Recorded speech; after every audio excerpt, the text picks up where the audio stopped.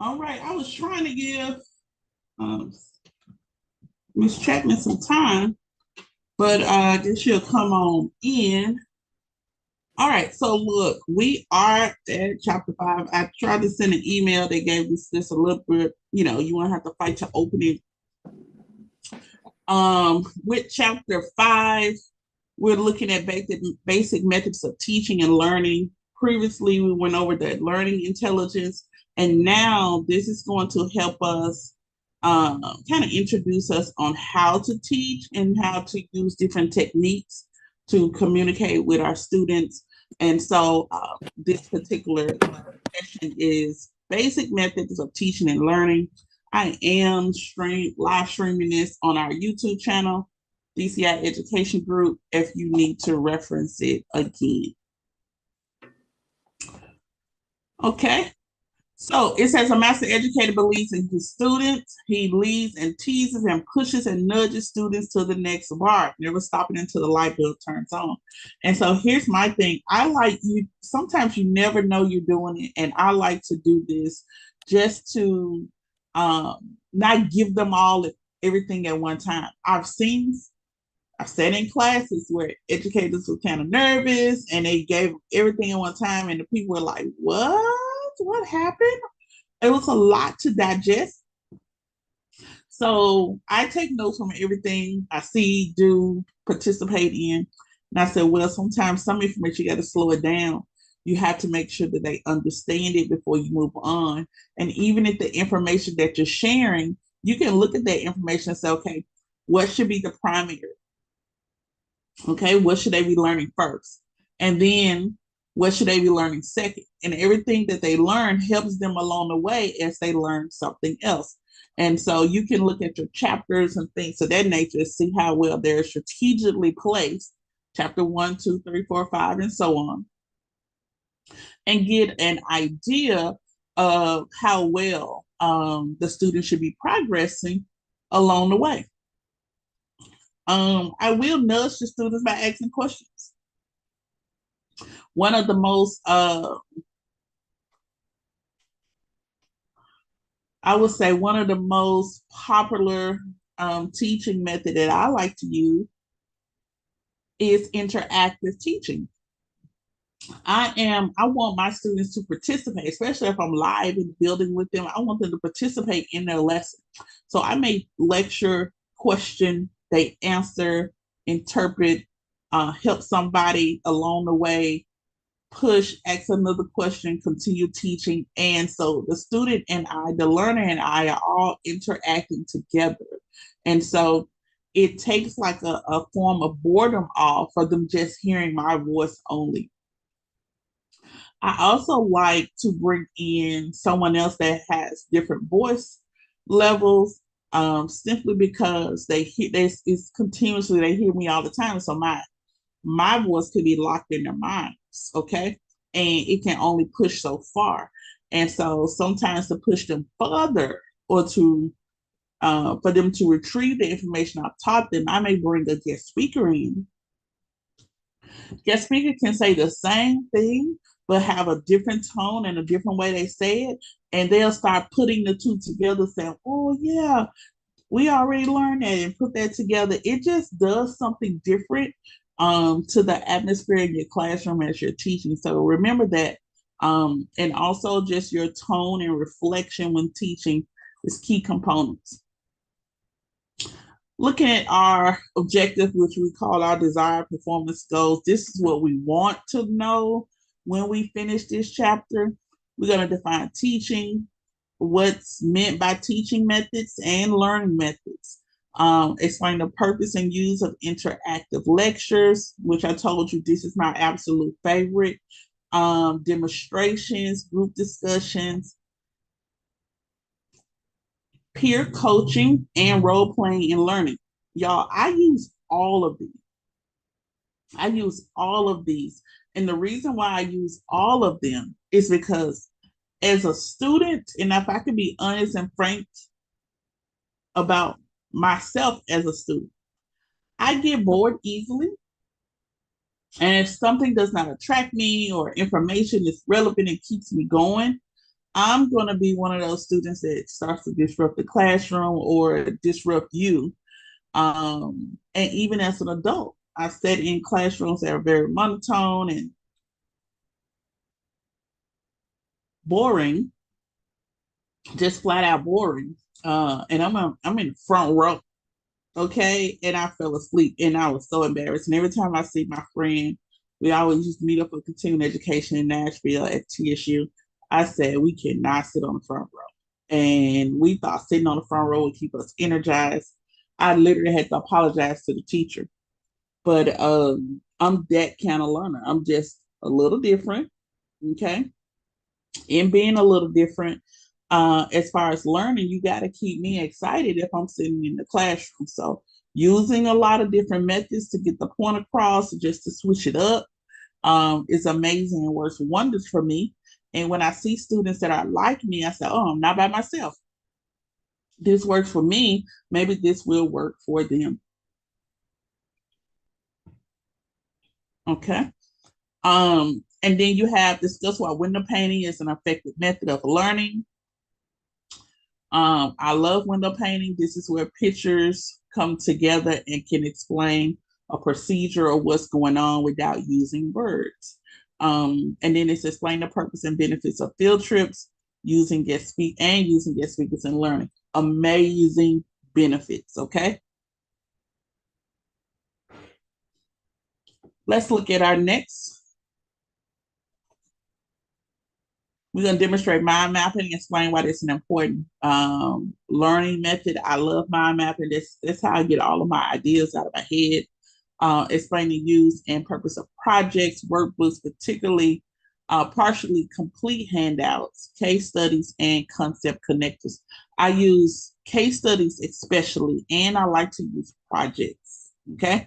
I've used all of these, but sometimes what you teach them has to be supported by what we call homework, additional assignments, projects, things of that nature. So, and I may use these to kind of reinforce what I've taught, to just give them another level of reinforcement of the lesson, but in their quiet time, assign the points and things like that to it. And so, very important for projects and case studies, workbooks, things of that nature. Explain the purpose and benefits of visualization and the use of stories and anecdotes, okay, in the educational process. So explain the purpose and benefits of visualization. They need to see it, okay? This is you explaining something, or you're actually, as an educator, you're becoming a storyteller. And when I say storyteller, it's like you're illustrating your experiences where the student in the classroom, the learner can observe it and they can picture it and they can see it. So they're joining you on that journey as you're telling that story about something that you have experience with, okay, that benefits them at that time. So yeah, you become storyteller. A lot of times, remember in lecturing, it's an opening, it's a body, it's the gist of the information, and then it's a closing. Yeah, explain the use of mnemonics, energizers, characterizations, experiments, humor, games, and group synergy. Now, here's the thing: I love group synergy. It's just when the group just clicks and they work well together. Games are amazing. Humor, yes, most of the time it's humor at my expense because I'm asking them to teach me something that's probably relevant in their age and not mine. Energizers are going to be icebreakers, things that you kind of just break the ice. Energizers are amazing because it gets them going. And especially on first days, it gets them going so they don't think that, everybody's nervous. So we do the little icebreaker, just kind of cracks a smile. And they may have a little prize for, but it just breaks the ice. All right. And so we want to learn about those as we go as well. And so we never limit the imagination. We want to develop personal creativity to bring more variety, enthusiasm, and energy into the classroom. Let's stick a pin right there when we talk about develop personal creativity. Um, Developing personal creativity is this. Although you're going to have lesson plans, limits. Although that is going to be set before you, you know how this thing goes, okay? But every classroom should be different. I'm not going to mimic or mock another educator's because how she teaches, her personality is going to synchronize with that classroom. Well, I can take some tips and then I need to bring my own way of teaching, my own classroom skills. I need to develop and hone my own. Okay, so I encourage you to bring some creativity to the classroom, whether it's your personality, your enthusiasm. That number one thing that really pops out, that shines in front of people, bring that to the classroom because it's going to help you build trust or rapport with your students. You're gonna build that level of respect with your students. Okay, that many times people can see when we're trying to be somebody else, and so there only can be one Miss Cox. But I hope that every student, every instructor takes a little Miss Cox with it. Okay, but I want every instructor 95% of the time to make it their own. All right, and so the more you grow, the more you know, the more experience you have, and the more that you're able to cultivate any classroom that will put you in. We got to instill the philosophy that learning is lifelong. So what do we say? Even if you're licensed, you've been in here a couple years, I always say this to help me with this point here. I'm always a student. And I tell my students, just so I can relate to them, remain teachable. Okay. And I'm always pushing a success card, remain teachable. Remain, it doesn't matter how much you know, remain teachable. When you leave here, there's always continuing education. You should always be learning. You should always be going to some additional training every quarter or biannually. You should be going to some training courses just to make sure your skills are honed at the same time that you're teaching. I remember just shows and classes, anything I could get my hands on when I started teaching that would just give me it would just push me to the next level. When I mastered one thing, I would go on to the next thing. Master hair stitches, I said, now I want to move into skincare. Went from skincare back to cosmetology, and I said, you know what? Now I want to. I'm having issues with color. Let me find the solution to who has the best training as related to color, and that was a wrap. Fell in love with it while on that train of coloring and still teaching because I needed to be able to answer my students' questions. I needed to be able to relate color to them that no one else could relate to them. I needed to change the perspective that black and brown girls don't know color. I needed to change that. And so we started to do that. And while teaching early on, caught the bug of platform artistry. And from there, it was over. Every opportunity that I could stand before my students, I used it as practice because I knew that was going to be a bigger stage later on. And sure enough, it absolutely was. Sure enough, it absolutely was. Okay. And so at the end of the day, we do want to make sure that we're honing our skills. We're moving on to the next level. And we are still remaining teachable, the same things that we want to teach them. And we're bringing our own creativity and our personalities into our own classrooms. Okay. Welcome. If you just came in, welcome, welcome, welcome. All right. So for those that just came in, we're on chapter 5. We're talking about teaching methods and learning methods. We're only about 6 slides in out of 37. So welcome, jump on in. Here's about teaching and learning. So this is what I want you to either screenshot, take note. Let's define teaching. It's the act of imparting knowledge. Now, or instructing by precept, example of experience or experience. All right. We need to be very careful when you come to be an instructor that you have it clearly mapped out in your mind that this is what you want to do. It is not fueled by money. It should not be fueled by money, but fueled by passion.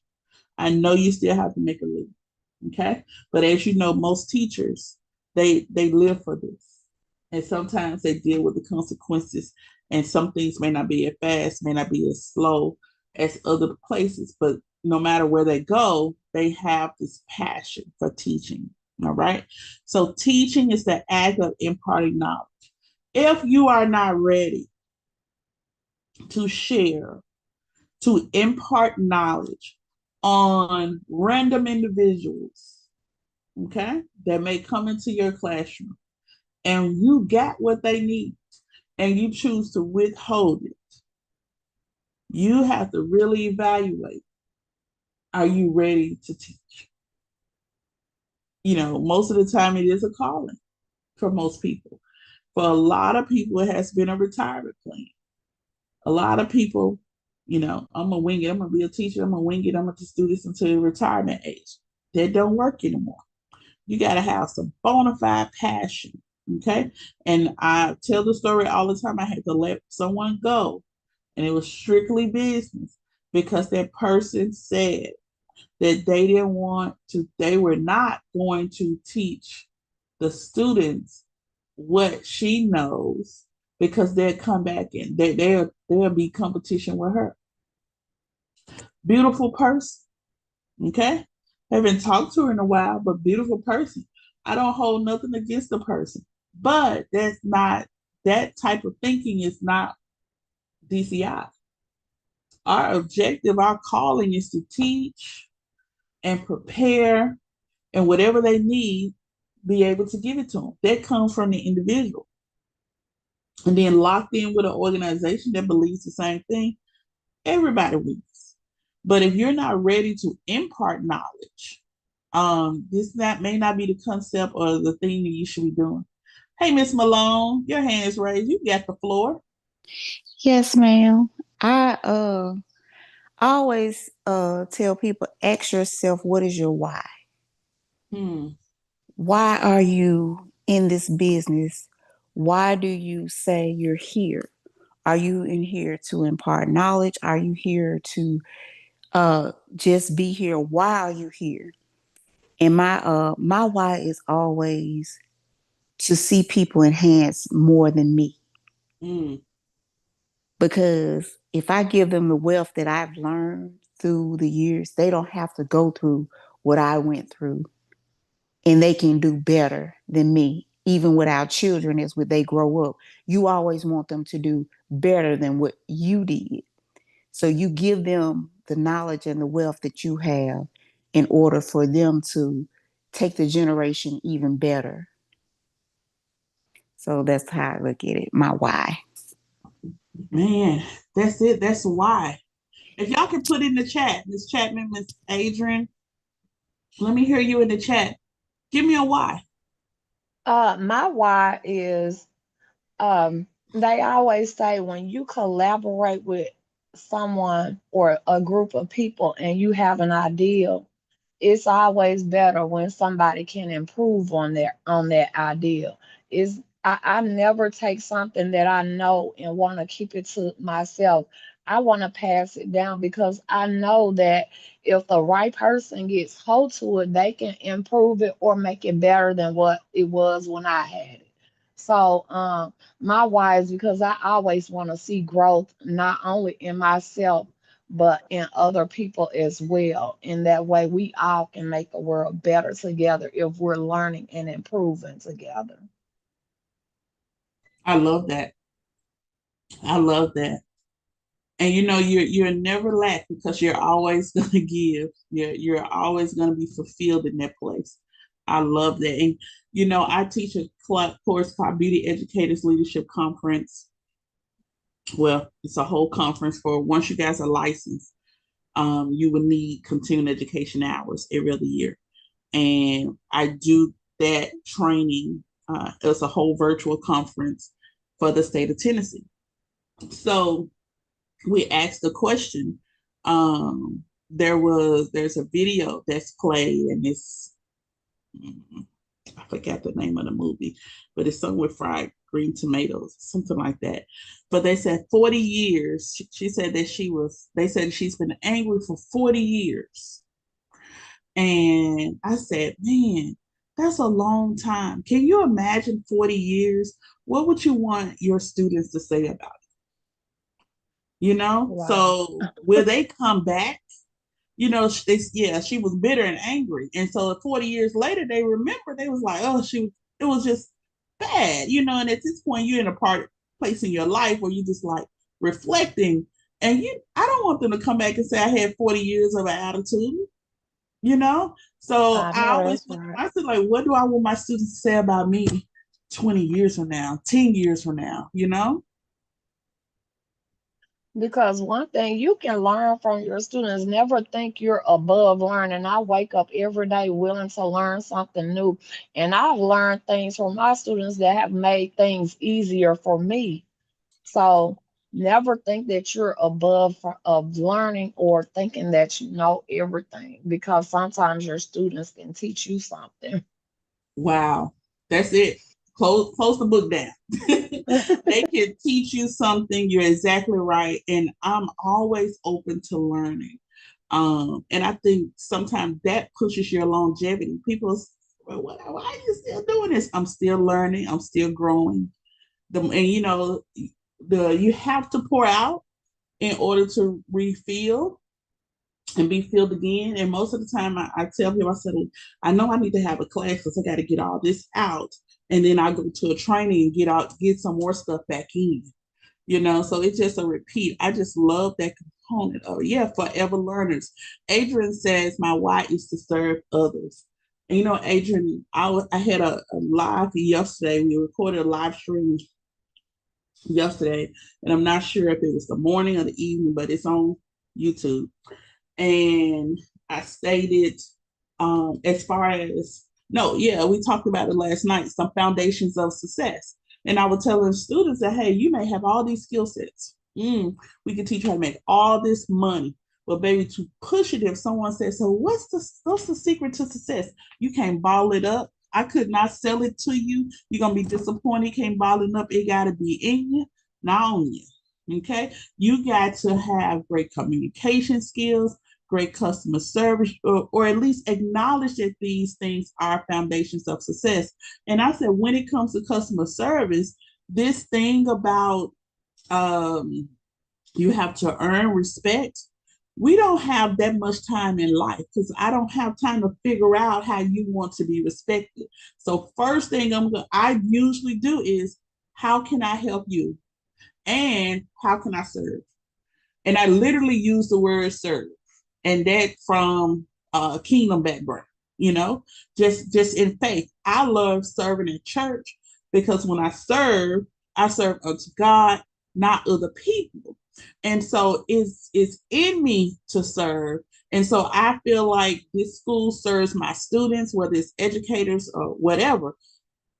I am so excited about whatever's going on now, but I'm looking at the big picture. Man, you ever thought about, man, when she get licensed, she's gonna be so bad. And I just get excited about it to see them, Miss Chapman, go further than where I am.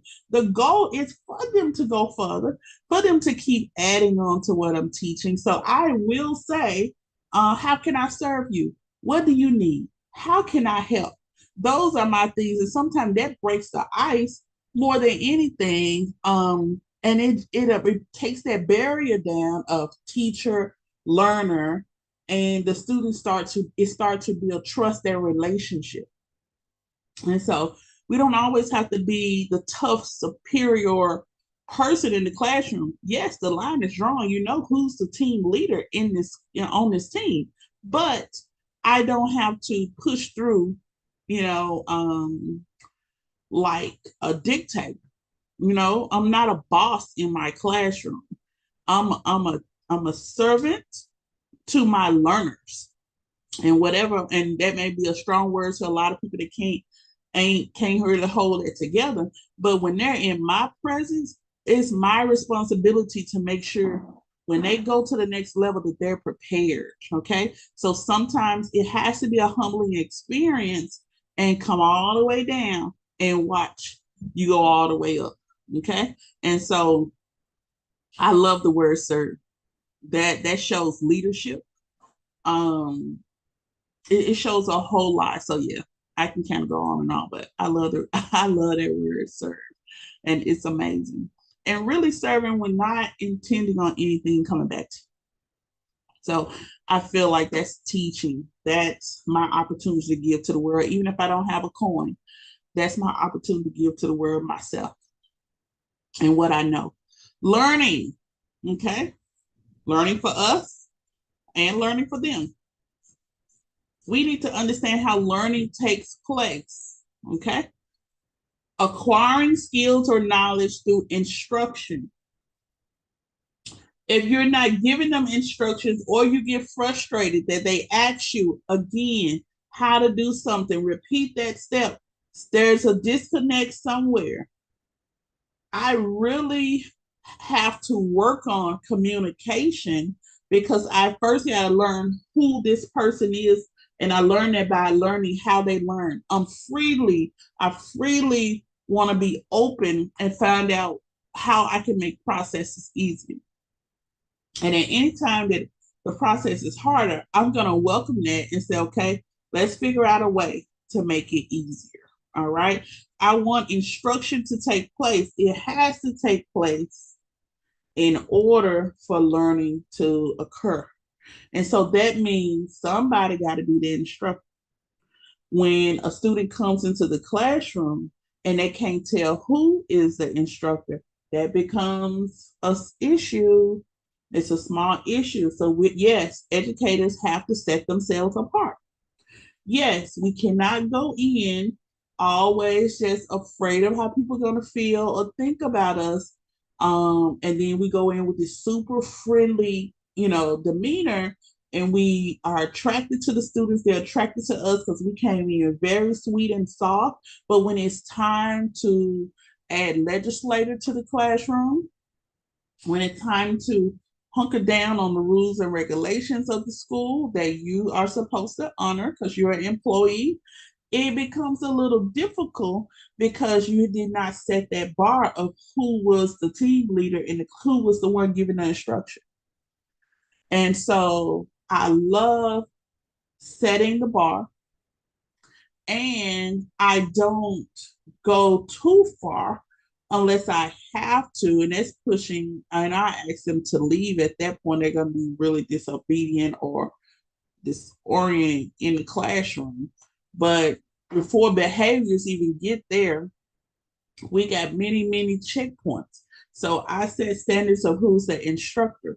And then from there, we can go down, and I'm not saying go down to their levels, but become human, okay? And share maybe in something. For me, I share something silly all the time so they'll know Miss Cox is not way up here. And really, a lot of their experiences, and y'all can be honest with me, I I didn't grow up experiencing half of what my students go through, y'all. Literally. So a lot of times I don't speak on any personal situations that they have gone through because I don't have the experience. I haven't gone through, you know, nearly dead spousal abuse, um, plus molestation, plus, our students go through a whole lot and they're barely 18, 19 years old. So I can't relate to them. And I'm not gonna jump in and relate to them on that personal level. So I'm gonna find a way to jump in and relate to them about coming out of it. Okay. You're here now for a reason. You can come out of that. You can, and I can take women experience, life experience. What's a 2 minute, 3 minute sidebar? I don't need them to feel like we're best friends or anything like that, but I'm gonna show a little sympathy. I'm gonna show a little empathy in the classroom because they want to know that you're human and that you care about them. And especially if you're a school owner, um, economic wise, you want them to know that you're more than a number, and that you're more than just money. So they want to feel the human side about it. And with small schools, small personal private schools, we give that larger schools don't give. Larger schools, they're just $1 and they're just, how many we got in this classroom, let's get it done. It's very stationary. But when you're in smaller schools, we see those personalities and those journeys they take through life. And I found that as they graduated, come back, that was one of the key components. They felt like we made them feel like something when they were there, especially when they probably go home and don't have a fighting. Okay, so we make them feel like something. So it got to be some instruction. Somebody got to be the line leader. Somebody got to be the supervisor. Somebody, somebody got to do it. Okay.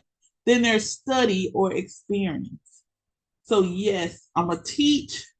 You're going to have to find a way to push continual study without you being around. And we can do that through projects, group discussions. We could do that through a lot of different things. Okay. Stories, challenges, so many things. Okay. Learning is the modification of a behavior tendency. All right. And so when we look at that modification, the more you learn, you'll start to change some things. You'll start to add and you'll start to take away some things. And so those components, and notice that it does not say what you learn. It is as you learn. So if you have a kid with majority of their time on social media, who's the instructor? And it says Gen Z is going to spend at least 10 hours on social media, a platform a day. And they're going to watch they want to watch at least 8 hours of video. They don't like, and you had a toddler and let them see your phone. They don't like ads. They don't like their stuff interrupted, and so they're attracted by video and platforms. Ain't no way. No, I broke it up. Ain't no way. I'm going to teach in 2024, 2025, and not incorporate how these students learn. I gotta be real stuck on tradition because it used to be that way.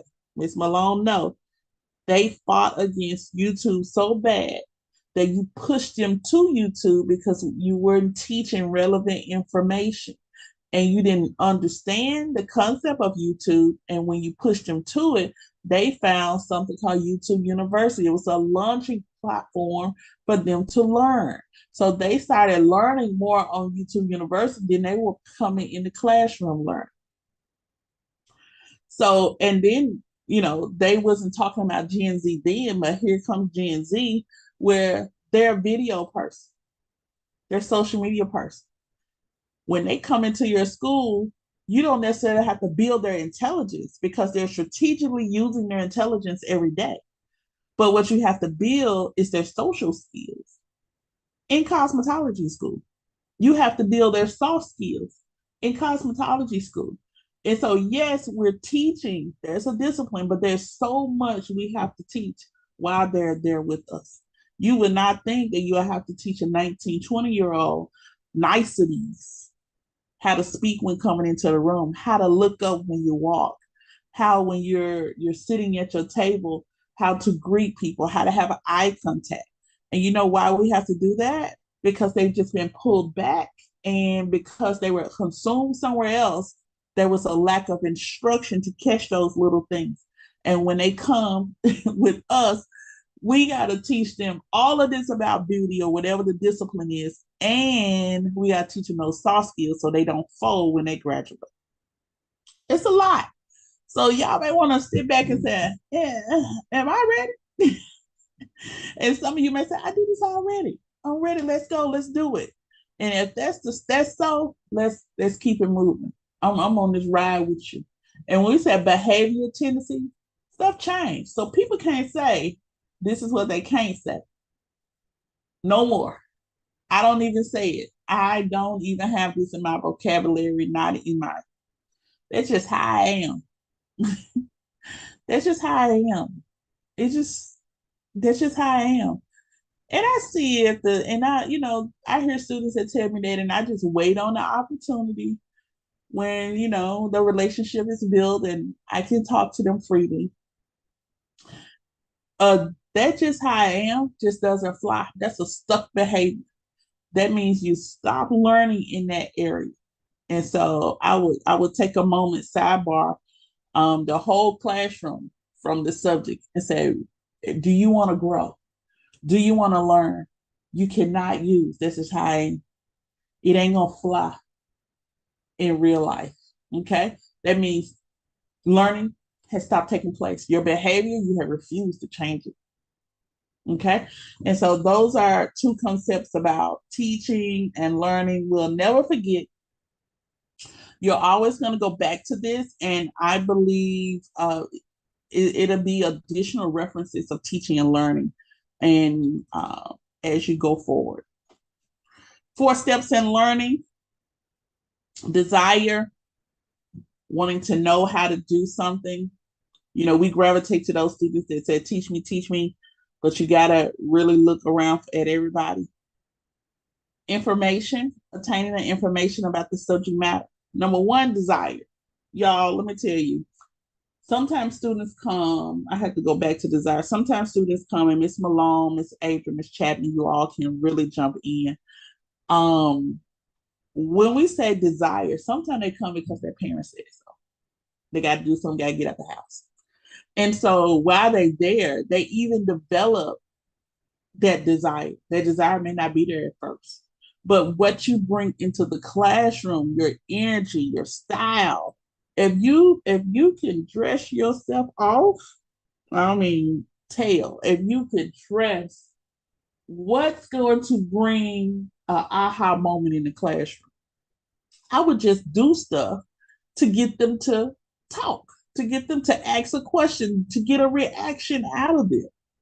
I would bring something and just sit it over there. Or a mannequin, I could put a saying on the board. Color my hair red and wear a green sweater. And especially we were in a hair code and I wanted to teach complementary colors. And they were like, what? Oh my goodness. Yes, green cancels out red. I would do some crazy stuff just to develop a desire for them to have questions. Even a riddle every day. But you know what's moving for this particular generation that comes into our beauty schools, our classrooms, our Zoom rooms? They want to learn how to make the money. How to make the money, drop them jewels. Okay. So what I find as I teach, I can bring the money reference of how it benefits. Learning this, how much money you can make. Okay. Learning this, all the places you can go with the degree. So you have to turn it around and sometimes set the standard, and they feel like 6 figures by waxing. Oh, I'm going to pay attention to this. They're now starting to desire to know the information. In order to know the information, then they're going to take the information and apply it in hopes to do the same thing you share with them. So it has to be a desire. And as educators, instructors, sometimes we got to build that desire. So before every lesson, you may have to tell a story or give an experience. Okay? Give an experience related to that lesson that really gets them interested into what you're teaching. Okay? And to help with the desire, you can even bring a guest speaker in this particular subject. And after the guest speaker leaves, can you imagine that they're pumped up? I even build a desire with field trips. Took all my students to Las Vegas for one graduation trip. And when they came back, they were on fire. I even took them we've been to New York, we've been to Florida, been to Atlanta, been to Dallas, everywhere we go. When they come back, it's on. Because they get to see something outside of Memphis. And I'll say 90% of the students that I've taken somewhere, they've never been outside Memphis or outside of Nashville. Okay. And so just the point that they could do this outside in another state and this is what they're doing up here, Oh, it motivates them. They had a whole desire. I mean, their whole learning, they were a catalyst. Their vision, they started writing it down. They could see themselves really working in the field after this. Okay. Something they thought they wanted to do, they are added two, three more things to it. So that desire, if it doesn't come with it, you got a little work to do. But it's many ways that you can push that desire throughout the whole course that they're there. Then it's the information. I teach a class called Help. That's not my strength. Okay. Let's be very transparent. What is something you could teach off the top of your head? And it could be anything in the world, something that you're really good at that you could teach off the top of your head. Something you're really good at that you can teach off the top of your head. You can put it in the chat or you can open up the audio.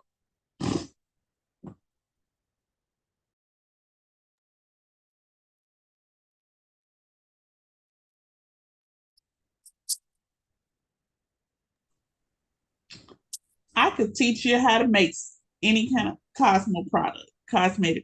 I can do that out of the top of my head. You tell me what's wrong, I'm gonna tell you what ingredients to get and how we're gonna solve the problem. I can teach it off the top of my head.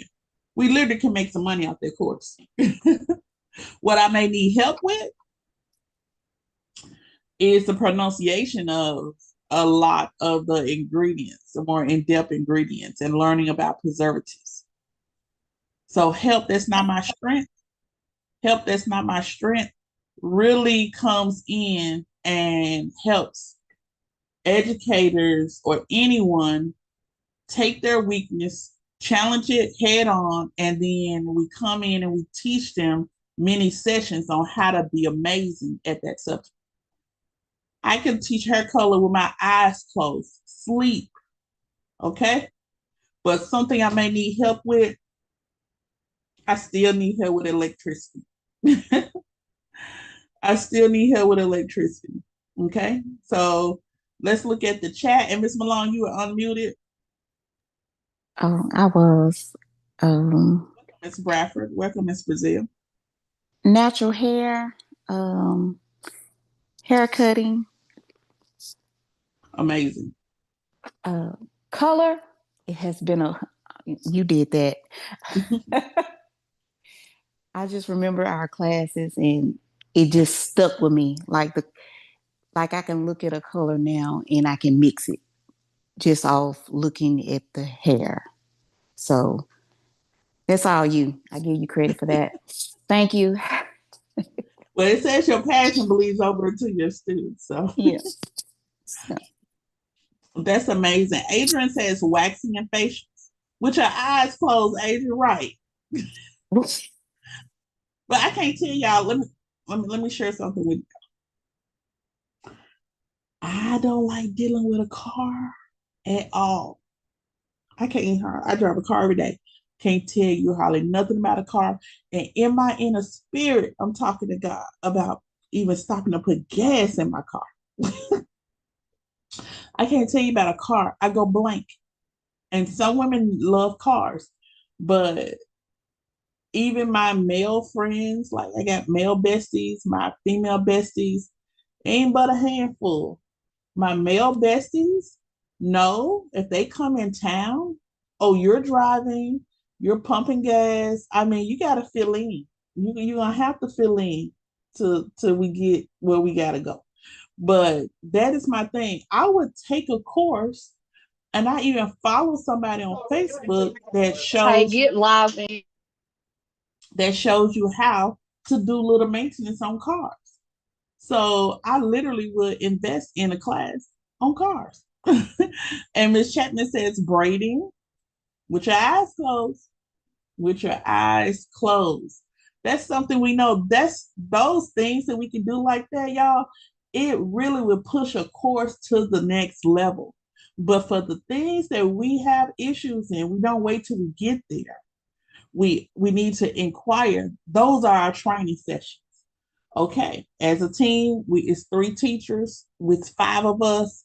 Somebody new came in and she got to jump in, but she may not know everything. In our off time, we gotta. It's our job as a team to say, "Hey, you gonna need some help with that? What are you gonna need help with concerning that?" Okay, and so we help each other. So that's something that's always, taking place. And assimilation, understanding the information of how the task is performed. We gotta be able to break down everything that we teach. We build a desire, we have the information, but the students are gonna ask the question of why and how. And sometimes if I'm teaching something, ask yourself every possible question that the student could ask and be prepared. That's going to develop rapport, trust. It's going to show honesty. It's going to show study, dedication. And how else can we teach if we don't know? All right. So this is where we got to find out where our learning intelligence is. Are we more visual? Are we trying to be logical and it just don't work out that way? Why don't we just adapt how we learn and then be able to say, okay, I can really teach how I learn, but I also can teach these other methods as well. So we got to understand the information. That's why I wrote the color book. Some people have issues with business and finances. That's why they go get books. I'm gonna go get a book. I buy material on fixing car, changing oil, because this is not something I do, but I want to understand how to do it. I'm actually thinking about teaching a truck driving course. Why, Ms. Cox? Because it's a challenge to me. I think these teaching concepts could be applied to any subject. That's my personal challenge. I want to prove it to myself. But guess what I'm doing? I'm in a process of assimilation, understanding the information on how the task is performed so I can teach it. I don't want to tell them just read it. I need to also be able to break it down to how they understand it in their learning intelligence. And then there's repetition. Practice until knowledge is mastered. Once you go through the desire, you have the information, you got the understanding, you just got to do it and keep doing it. And let students know after your first time, you're going to do it again and again and again and again. And this is how it gets stuck. And then when it's time to retrieve it, because they have a desire, they have relevant information, they have understanding of it, the how, the why, they have done it previous times. Okay, now you ask them to go pull that information back, and we do that with tests, evaluation, quizzes. Okay, when they go pull it back, they're able to understand and give you the correct answer. So we stopped off at 7. I want our instructors to go, we'll pick this back up on Wednesday.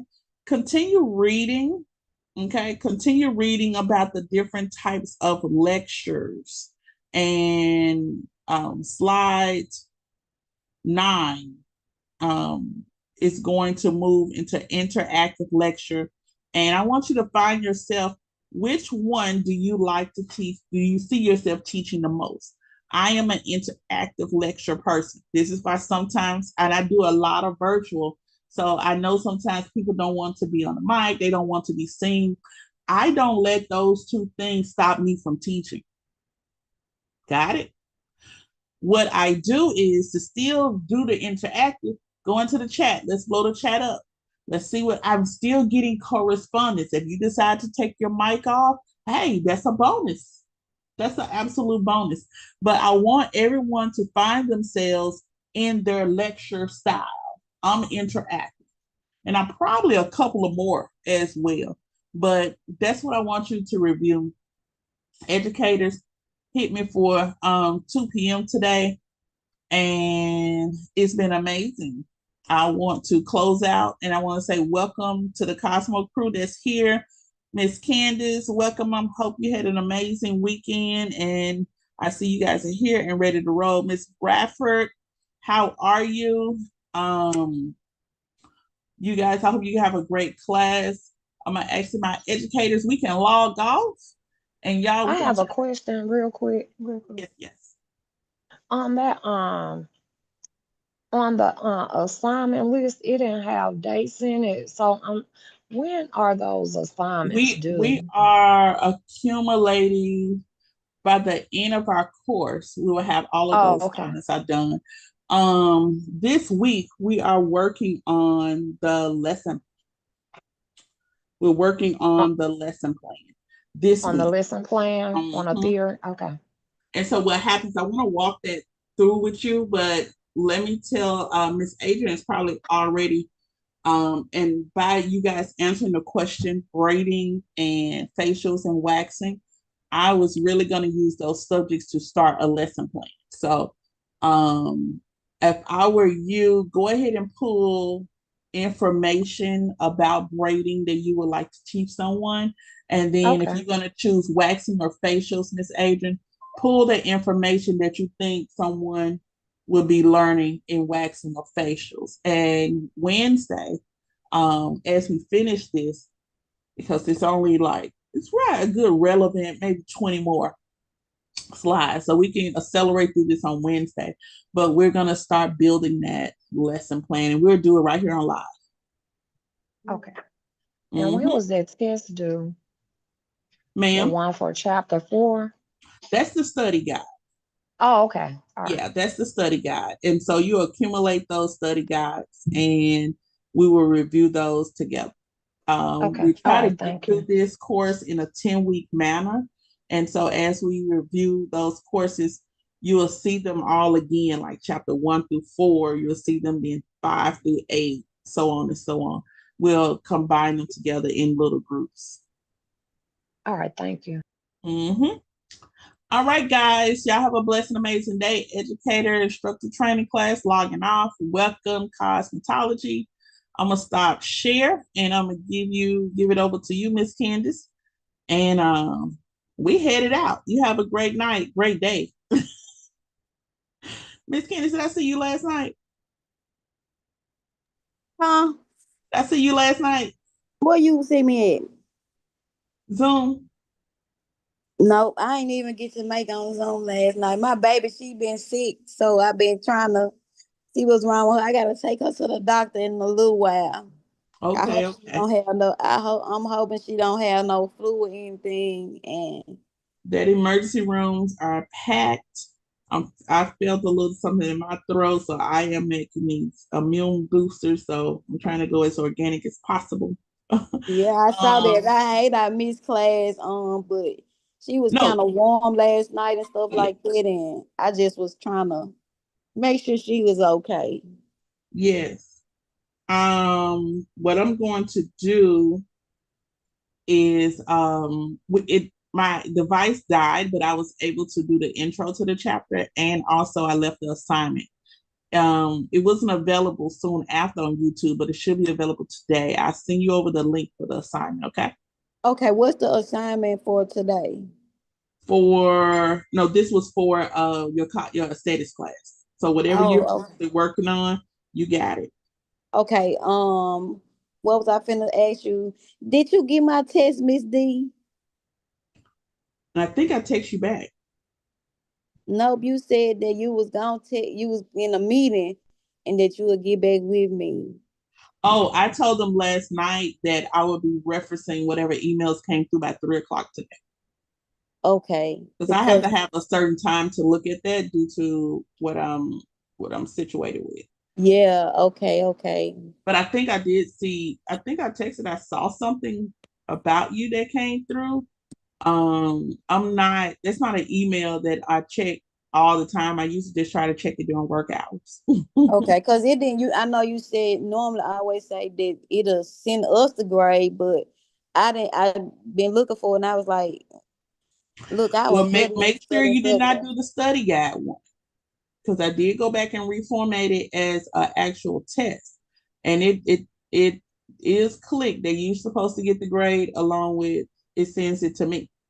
But when it's a test, we'll be able to go in and put the answer right on the side, right? Yes, but make sure in the title it says test. I think it said test, and then at the end it was like two arrows, one going left and one going right. but every time I click the one that was going right, it'll You send me did. back up to put my name and my email in, but it says something about ID, but I just use my last four digits in the ID. Uh-huh. And then And here's the thing too with that, you have to make sure you're on a compatible device. It may not do the best as phones, the icons may not come up the best as phones, but on tablets and things of that nature, you're able to see the full scope of it. okay, Um, so I'm gonna have to get off my phone doing it. yeah, and then because the submit may be on the left, and sometimes people will hit done, and done doesn't centigrade. Done Okay, doesn't do anything. But I will check, and I'm gonna have some time today. And like I was telling you today, I am working on some hours and working on some things, and I'll be in the office part of school at 3 o'clock. Okay. okay. Sound great. Sound good. And then let's chat even after class. Okay. So you have a great and amazing day. Thank you, Miss Malone, for coming on. Oh, Miss Malone gone. Okay. Yeah, contact me around 2:30. I'll be headed to the computer, and I'll make sure you're taken care of. And me and Miss Bradford, we have our update coming today. So look forward to seeing that. Okay. Y'all have a Okay. blessed. Miss D, can I ask you a quick question? Yes, ma'am. Just so I could let my boss know, do you have like a general idea of when we'll meet in person so I can let him know to adjust my hours again? I am getting ready to work on that. And as I was telling Miss Brazil, as I prepare to finalize that sometime this week with those dates, I'm going to let you know with urgency. Okay. Okay, thank you. No problem. Y'all have a great day. If you in, I don't want to say if you know where I am, you know where I am. It's been 42 days, and I'm about to be TikTok part 42 today. So tired of living in a hospital. Y'all be blessed. Yeah. All right, you have a good I one. do have a testimony though. She walked yesterday.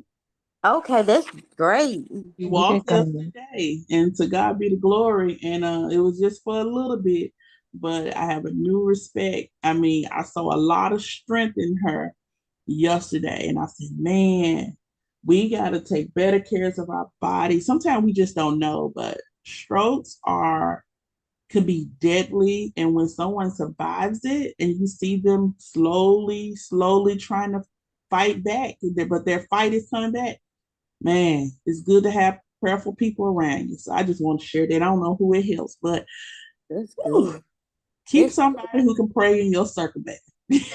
that's good, Miss D. That's real She didn't good. have she didn't have no will. And when I tell you, you can literally see God. And just to see, I wanted to run down that hallway. Literally did. That's good. That's Yeah, good. so that is even more evident. It gives me more push. And so once we're gonna decide this week, of course, getting her settled, and then we'll be able to, get back to a greater place, not back to normal, but a greater place than we were before. So y'all be blessed, and thank y'all for y'all prayers. I appreciate you. Yes, ma'am. Okay. Talk to you later.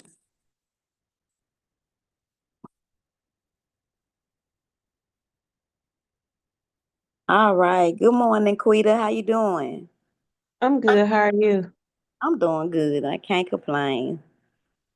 So she said wherever I wanted to start it. And I think we should talk about the beauty business, which is still in the foundations book, and it is chapter 10. If you go on your SEMA, find that for me, the beauty business. Mm, 8, chapter 9, chapter 10. Okay, I'm on it. You own it? Mm-hmm. Okay. Give me 1 second, just 1 second. Let me Okay, cause my baby, she's home. go Let me ahead. Take care of let me your check business. on her right fast, and then we'll get started. Okay.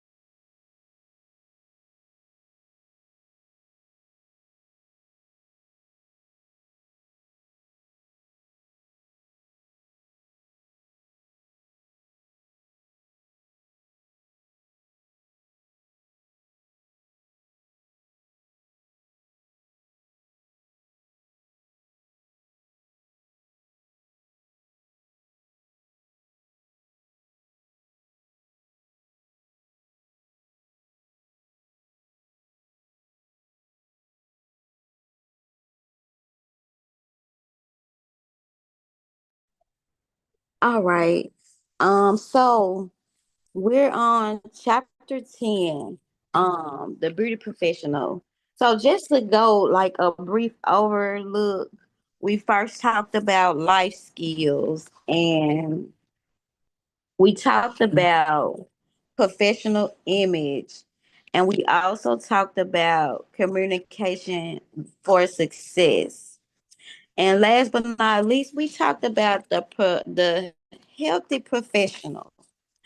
And I think all of those bring us to what we're talking about on today, the beauty business, which is chapter 10. And Robert Kiyosaki, he said, your future is created by what you do today, not tomorrow. So there are five learning objectives that will be taken away um, from this chapter. And one is explain the beauty business. Two, outline the requirements of owning a business. Three, describe booth rental. Four, identify the elements of a successful salon, spa, or barbershop. And five, list marketing strategies for building your business. So it starts by talking about explain the beauty business. And so it says if you reach a point in your life when you feel that you are ready to become your own boss, you will have two main options to consider.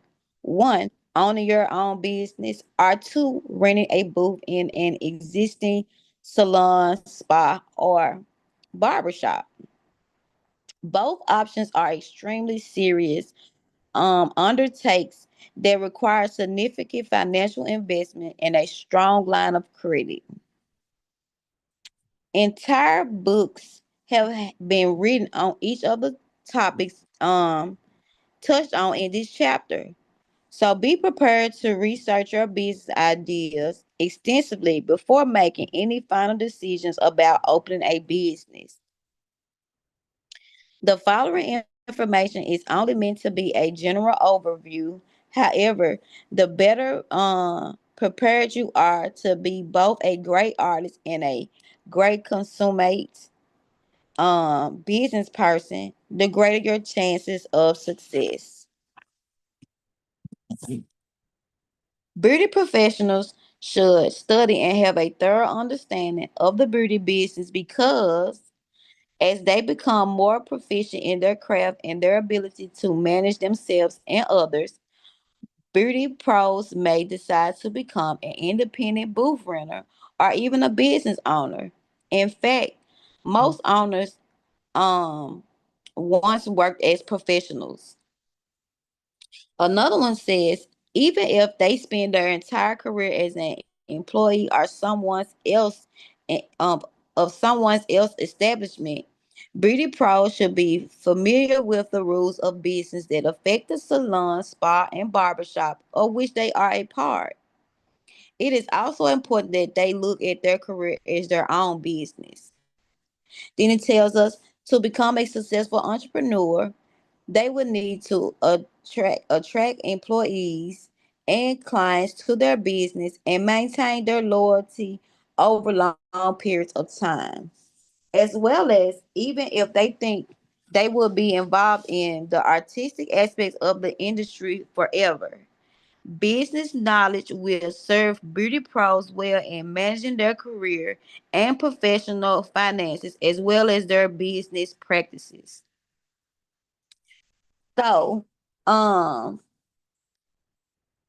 as it says in this passage, it talks about, like it said, two options you have.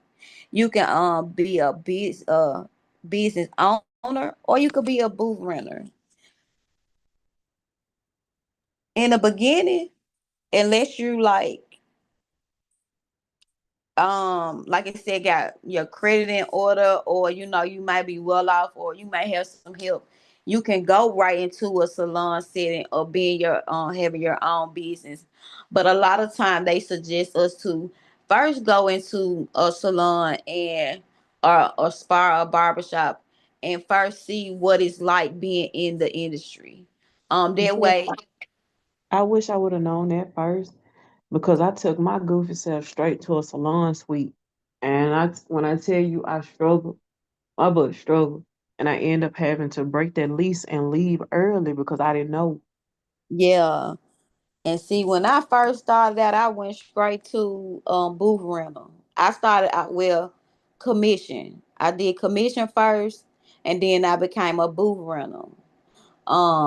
And then I got to a point where I just saw myself as a having my own space. I just like being to myself. I don't know about Yeah. everybody else, but I did. Um, um, it's okay to work with women, but some women will. It's just I don't know if it's the competition they try to be in or whatever. But I'm not the type that like all that. I like Hmm. to come in, do my job, and you know get my day over with. I ain't with all the gossiping and cackling and just buddy all that. No, that's just not me. I mean, I'm gonna be cordial. I'm gonna talk to people and stuff like that. But when it come down to it, my main focus is my client. Get my day started, get my day over with, so I can go home. Because when I go home, I don't want to take no drama home with me. So, um, I left the salon, the shop setting to get my own suite. But I first started before I got my own suite. I started going house to house because I was having like I don't know. I wasn't having an issue. That other lady was these other people was having issues with me, I guess. But one lady was complaining about, oh, she's taking up all the dryers.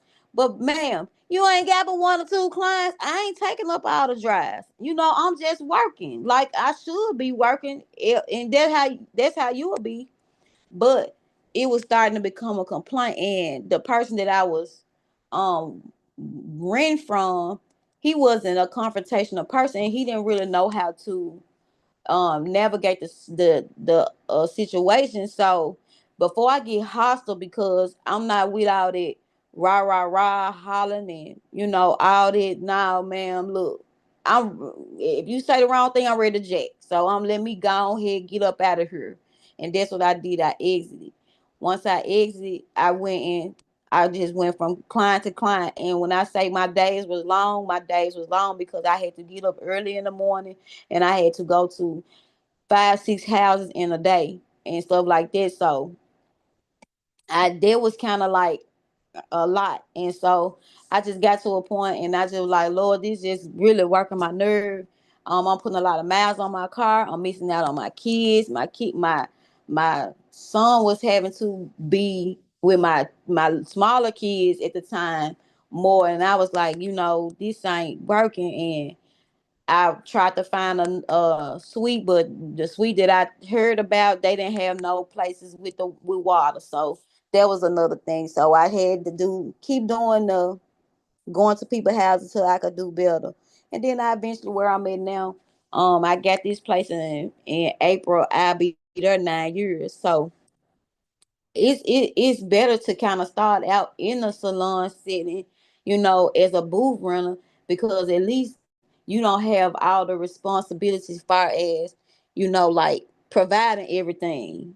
At least, they can provide the all the stuff far as like just depends on where you're going. Because if you go into a spot place that provide all the products and stuff like that. The only thing you have to do is bring like your combs and your other little implements and tools and stuff like that, which is a good thing too. Um, the only thing about commission is like I didn't like if you made more money, they took a higher percentage. That's what I didn't like, far as the commission part go. But the booth rental part is like, hey, I make X amount of money at the end of the week. Let me go ahead and pay this, that, and third. And the only thing you have to really supply is, like your products and your tools and maybe your towels. So it's not as costly as, being on your own. Because when you're on your own, you are you are solely responsible for everything. So, but yeah, it be, but you live and you learn.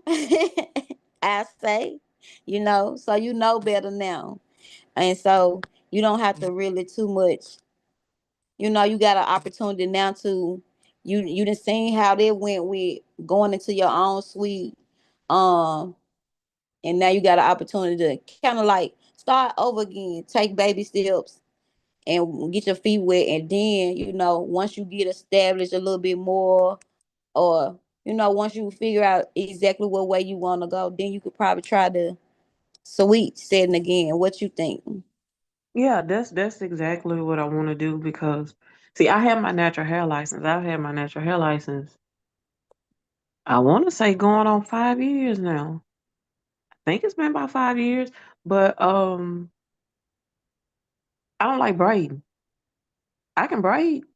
I just don't like to braid because I don't braid fast, and it's kind of to me it's kind of discouraging when people come in and they want girl braids down to their butt and they expecting me to be done in 5 hours. Like, be realistic. You want medium sized butt length braids and you think I can do 5 hours because you saw somebody on Instagram or TikTok doing it. So now you rushing me. I'm getting frustrated.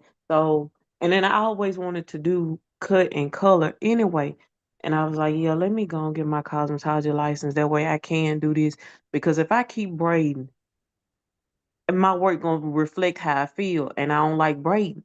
So it'd be, you get what I'm saying? Like it's a waste of time. Yeah, it's a lot with the braiding, and that's just something that I don't think I ever just wanted to indulge and do. To It's too time consuming, one, Yes, yes. I promise you, it is.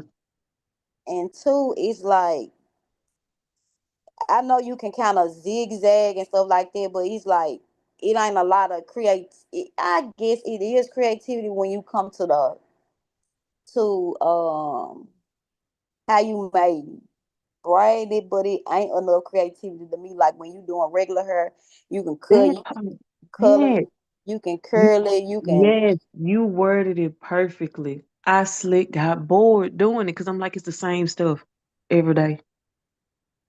Like it Right, doesn't change. Like with curls and cuts and color, you can switch it up to however, like it's never the same, if that makes sense. Like you could specialize in pixie cuts, but this pixie cut don't look the same the way it does on this lady right here. But when you're doing box braids, in my mind, her braids look the same, her braids look the same, her right, braids look the same, and it's boring to me. right, and it's like, yeah, I don't care if they long or short. It's like it's still the same. It's just Yeah. bright, but Uh-huh.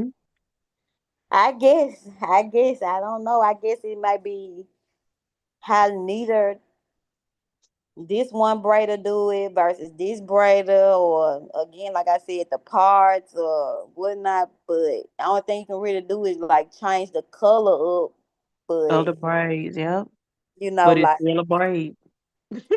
it's still braids, But I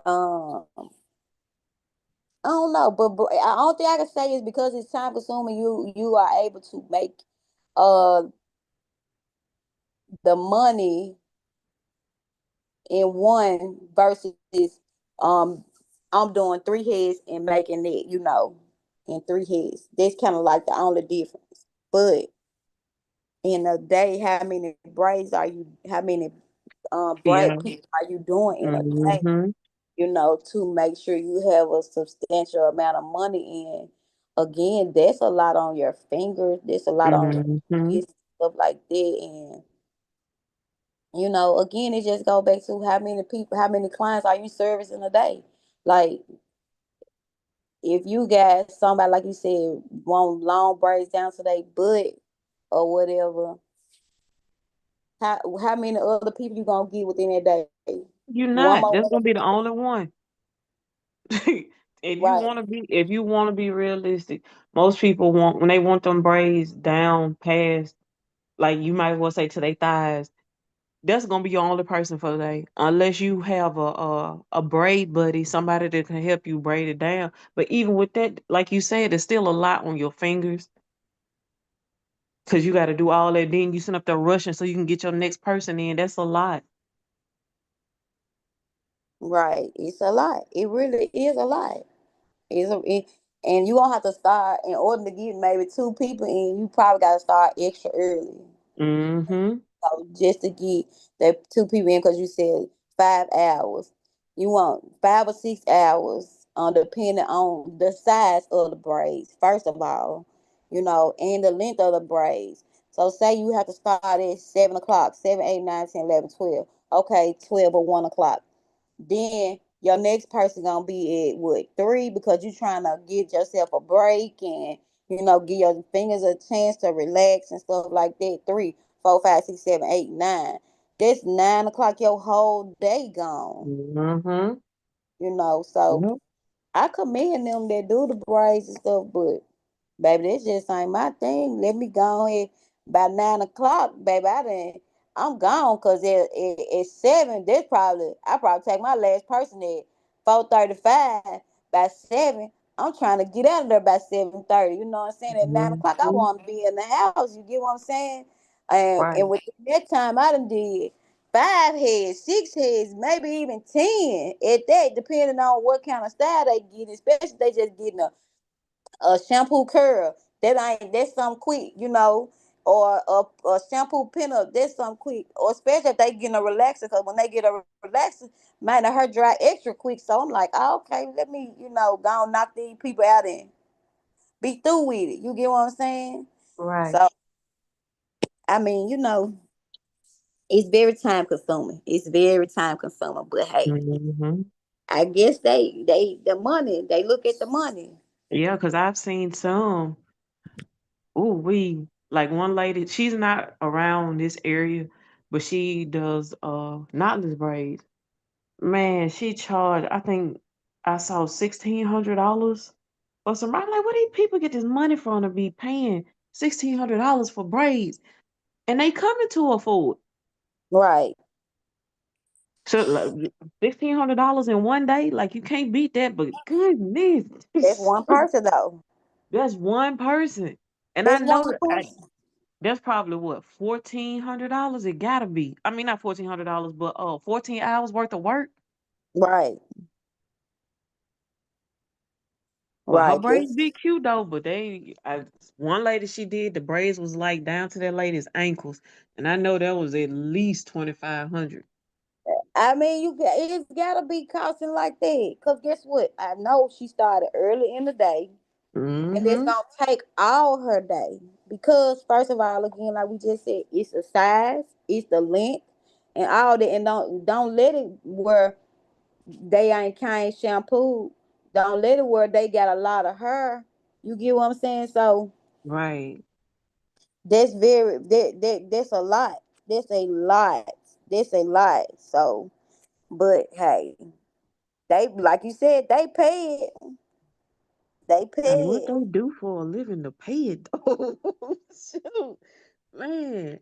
Uh, I wish I I could, don't because I know. just found it. I wish I could show you this, because when I say this lady, braids is down to this woman's ankles, is literally down to her ankles. That's too long. I'm like, no, that's too long. And she said it took 20 hours. Yep, she said it took 20 hours to braid all this. And they small. Like they're not big at all. Mm-mm. Mm-mm. Mm-mm. Too much work. Too much work. That's what I'm saying. Too much work is just, it's too much work. But again, Do you mind if I share this with you so you can see it? uh-huh. Hold on, let me see. Oh, 16. it say only you can share in this meeting. Okay then. Um, Send it to my phone 901 six Hold on. five four 9944. 644. Okay. That's just, like I said, it's a lot of work in this one day. You ain't you one day. So now she gonna bear well if she do. one person every day. That's what 5 days. If you working 5 days, just add that up. Now that's a little change there, but baby, that's a long.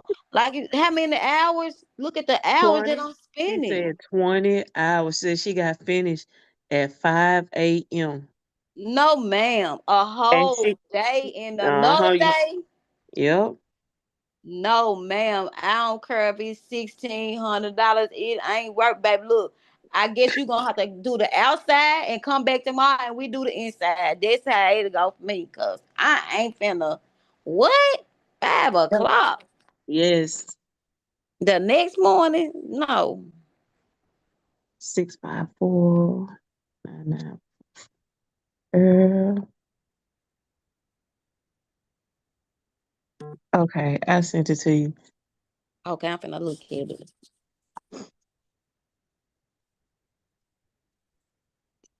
And she had some people helping her, and it still took 20 hours.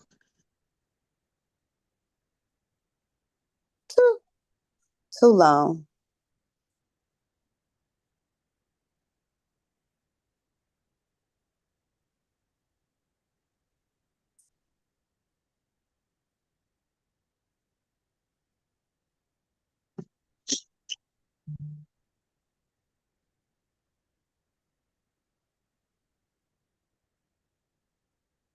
Then look, she got a bend her knees and no, ma'am.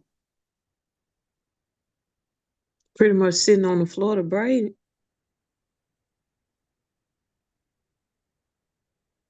Why would somebody even wanna do that though? I don't know. That's what I was thinking too. Like, and apparently this not her first time because she said my girl came all the way from Florida again. Like, oh my goodness. This make me understand why would somebody want braids that long. This just goofy. Man, oh my goodness. And look how small they are. Mm-hmm. Yep. Look, I'm looking at like I'm on her booking site. She got micro individuals, 1150, Mm-mm. Mm-mm. 1350, 1050, 1250, 1800. Yeah, shoot. Like I said, the money and the needle length braids is 2500. So imagine how much the lady that we just saw down to her ankles, how much she paid. What do these people do for a living? I don't know. Ooh, I'm trying to read the comments. Hold on.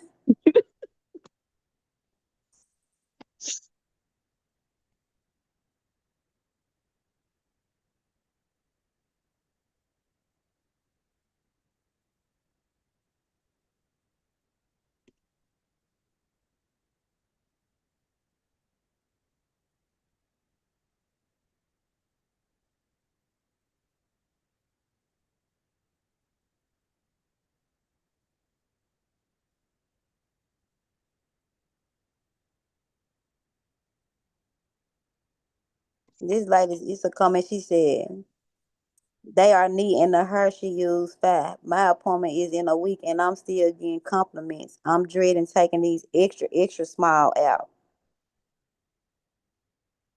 mm,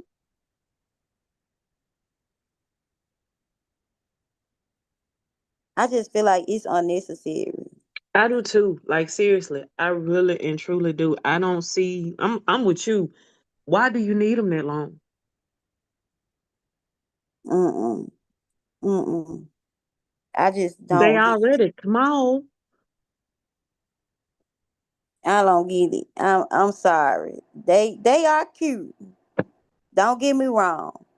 But at the end of the day, that's not it for me. First of all, I ain't gonna sit there that long. I don't want to be working on nobody head that long, Hmm. and as well as around your edges. I've That. learned by being in the school teaching, braids really aren't a protective style because it pulls on the hair. So just think, if you wearing them long like this, and when they start getting, oh, your hair start growing, and he's like, they small, and he's like, their hair, this that new growth right there is this small, and sometimes them braids will snap, and you gotta sit down. This one, you gotta sit in a chair. You gotta go to the bathroom. You gotta. That's just doing too much for me. This make my anxiety bother. It just Oh my god. Oh, me. I can't. I cannot. that makes my anxiety bother. I'm just telling you, like, no way, no way. Why you gotta get them that long? I'm like you, and what do they do? What do they do? Like seriously, what do these people do for a living that they can afford this? Because we already know the ones down to the knees is 2,500. So the ones to the ankle got to be every bit of knocking on 3,000. Who got $3,000 to spend on some braids? They saving their money up. Girl, you know how long it take me to save for $3,000? What you said, and when I do get 3,000, I don't think I want to spend it on no braids. Girl, I'm saying, but right. they're just so long. It just put me. I can't stop looking at the video. It just put me in the mind. It just put me in the mind of, like though back in the day, them things that used to hang at the door, and they be hanging them door streamer like things. That what they put me in the mind of, like the beaded ones. Like I know what that, you're talking about. Yep. that's just doing too much. I'm sorry. That makes my anxiety hurt. Like that done really just gave me anxiety because I'm like, why would you want them that long, all the way to your ankle, and they that small? Somebody said 1,000,000,063 cents. That's how Oh, goodness. they cost.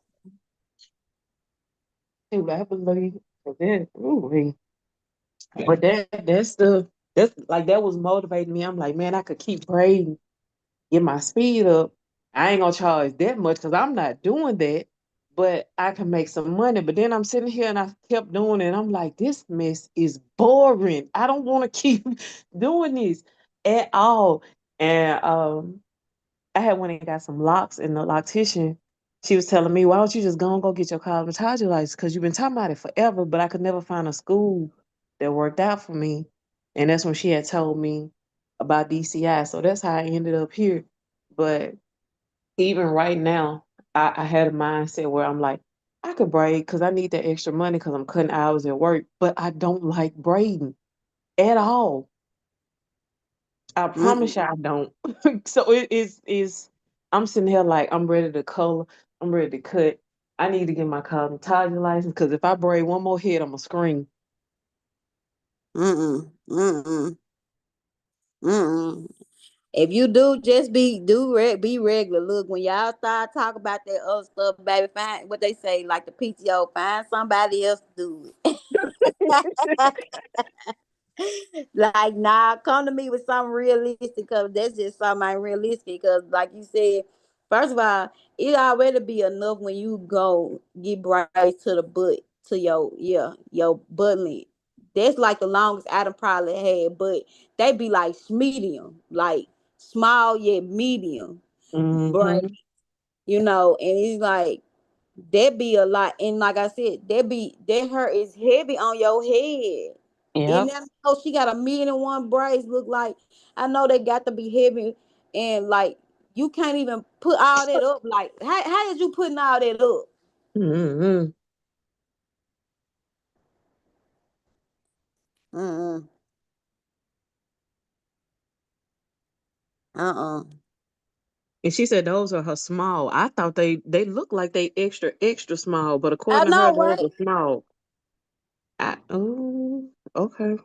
Right. That ain't extra extra small because I'm thinking that's small to me. That's extra small, baby. Mm-hmm. No, ma'am, Pam. No, ma'am, Pam. Y'all can have it. I don't see it. I don't see it. I don't see it. I don't see it. I don't see it. But hey, I'm like, you got $3,000 just to spend on some hair. Mm-hmm. Then you had to buy the hair, or it come with the hair. She I already got the hair. I don't. I think it comes with it. I think I could be wrong, girl. I don't know. I can't get past the price to even see if she include the hair with it. It better. It better come with it. It better come with it. But at the end of the day, like again, like look how many you can only do one head. If you start it, she probably started at 5 or 7 in the morning, and then you end at the next morning at 5 o'clock. That's 2 days. Mm-hmm. That's tiring. Like how can she when is she resting? So she can't have another client till the Two, day 3 days after. later. Yep. You hear me? After she gets some rest, cause you already up. What's that? How many hours? 20? Yep. No, ma'am. No, ma'am. Find somebody else to do it. Find somebody else to do it. I just ain't the one. Just find somebody else to do it. So hey, but Ooh. I say, like by us being cosmetologists and stuff like that, and certain peaks it gets slow. So when it's slow, do your braids, so you can keep your income steady coming. Because again, like I said, it does get slow. Like now, it's been a little Okay. slow due to, people just getting through with Christmas and stuff like that, New Year's. Then now they waiting on their taxes to hit, and that's when everybody gonna start spending money and doing a lot more. And then the summer is gonna get ready to be spring. People finna, start back doing spending a little more money. So I just say keep it up. Don't put it down. Keep it in rotation. Just like on certain days when you feel like you the early part of the week, Tuesday and Wednesday be braid days, and the rest Thursday, Friday, and Saturday where you do number your hair clients, or however you may want to do it. I know Saturdays be a busy day, Friday be a busy days for us. So it's like incorporating like if you decide to work on Monday. I don't do Mondays no more. Look, you can't catch me in the shop on a Monday. Monday is my off day. It's my rest day. Sunday and Monday. Catch me Tuesday through Saturday. Cause guess what? I done had them days where I work Monday through Saturday, and now I just feel like no, no, no. I gotta rest just like everybody else. So I take my Monday serious. But keep it incorporated in your business. Um, and so it talks about outline the requirements of owning a business. So business owners have a very different job than beauty professionals. Typically, owners continue to service clients while they manage the business. This is extremely time consuming, and there is no guarantee of profit, which is why the adventure of owning your own salon, spa, and barbershop is definitely not for everyone. You know what I just thought about, Quita?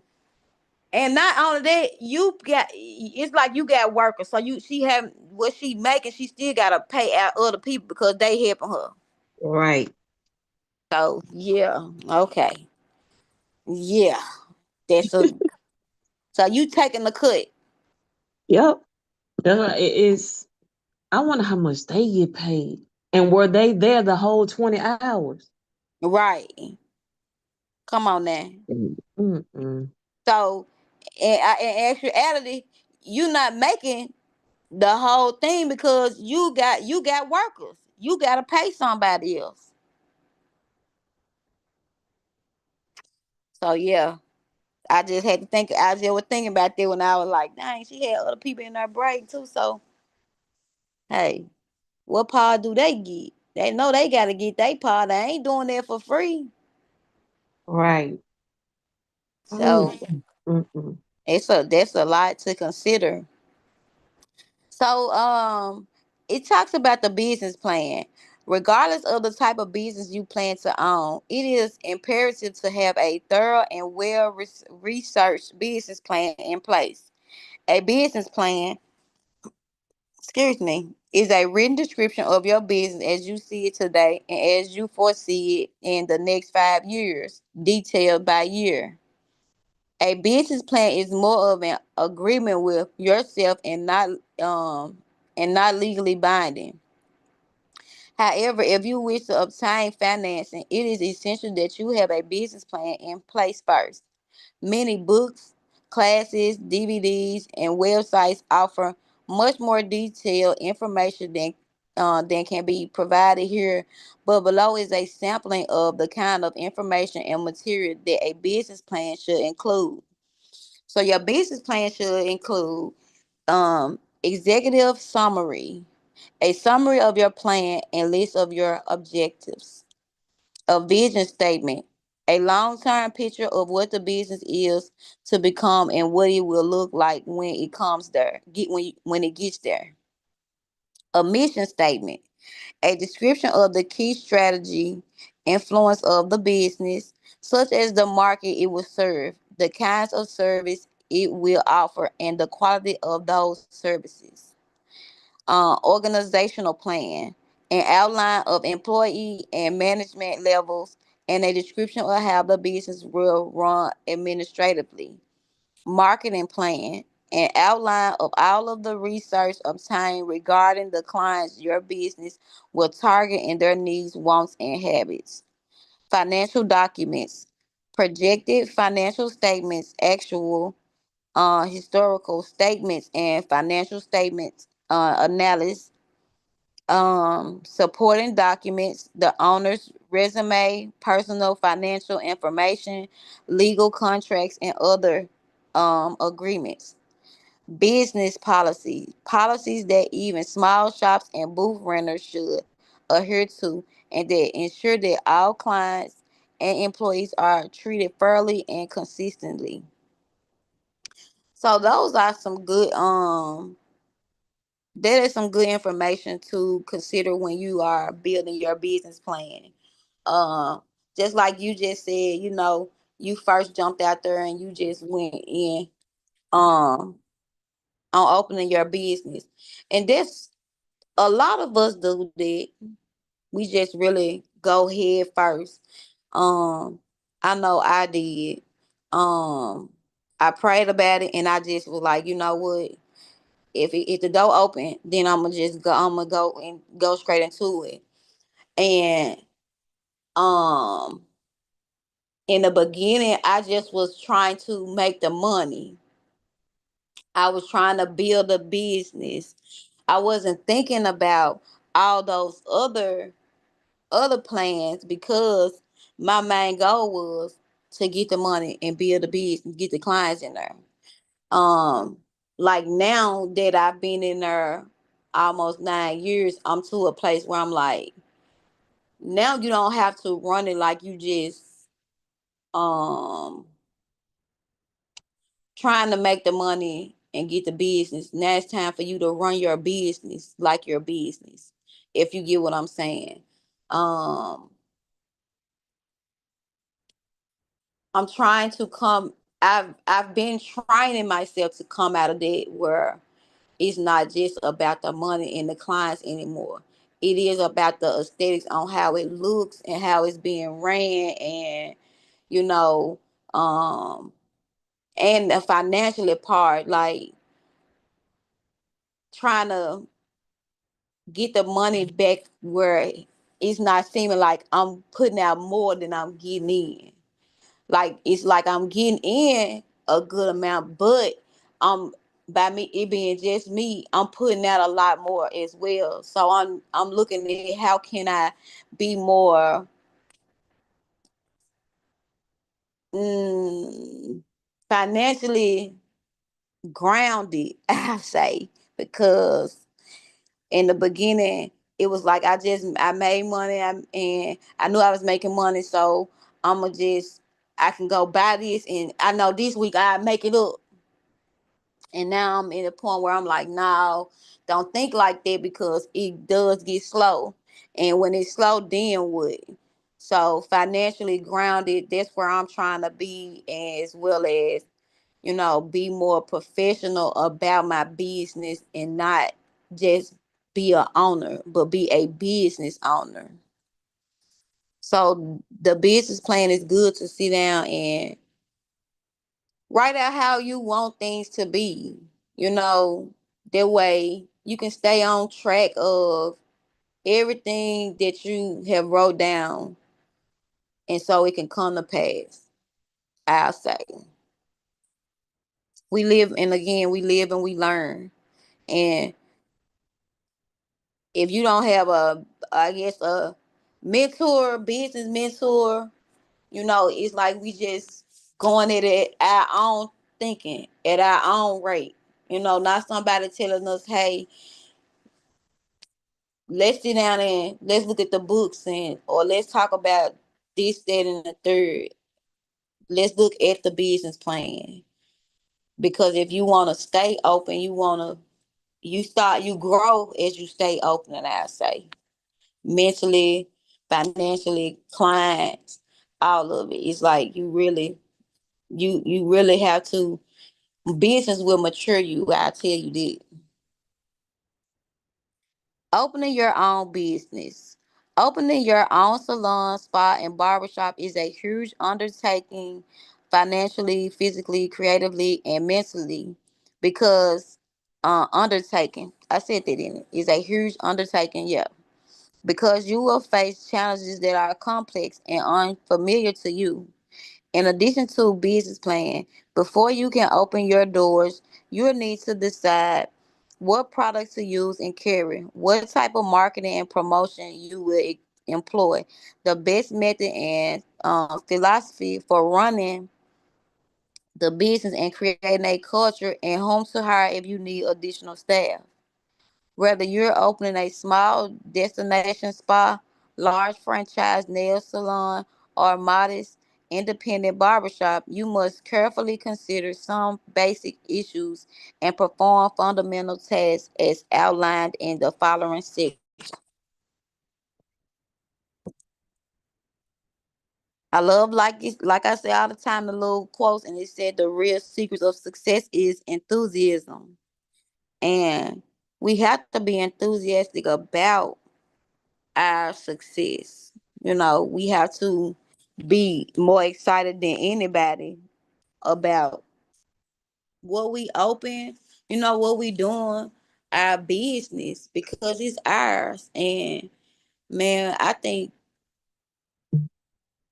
what better way to what better way to be is an entrepreneur.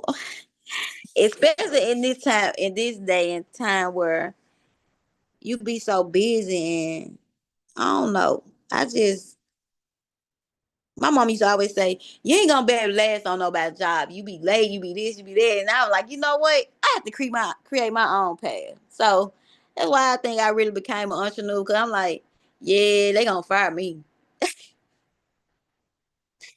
I I'm just, with you on that one. Yeah. like, yeah, yeah, yeah. I think I need to be my own boss. I've done other jobs, but when in my younger years, I just was not. I was so carefree about stuff that I was like, if I didn't feel like going in, I'm gonna call in. I know that wasn't good work ethics, but hey, I'm like, yeah.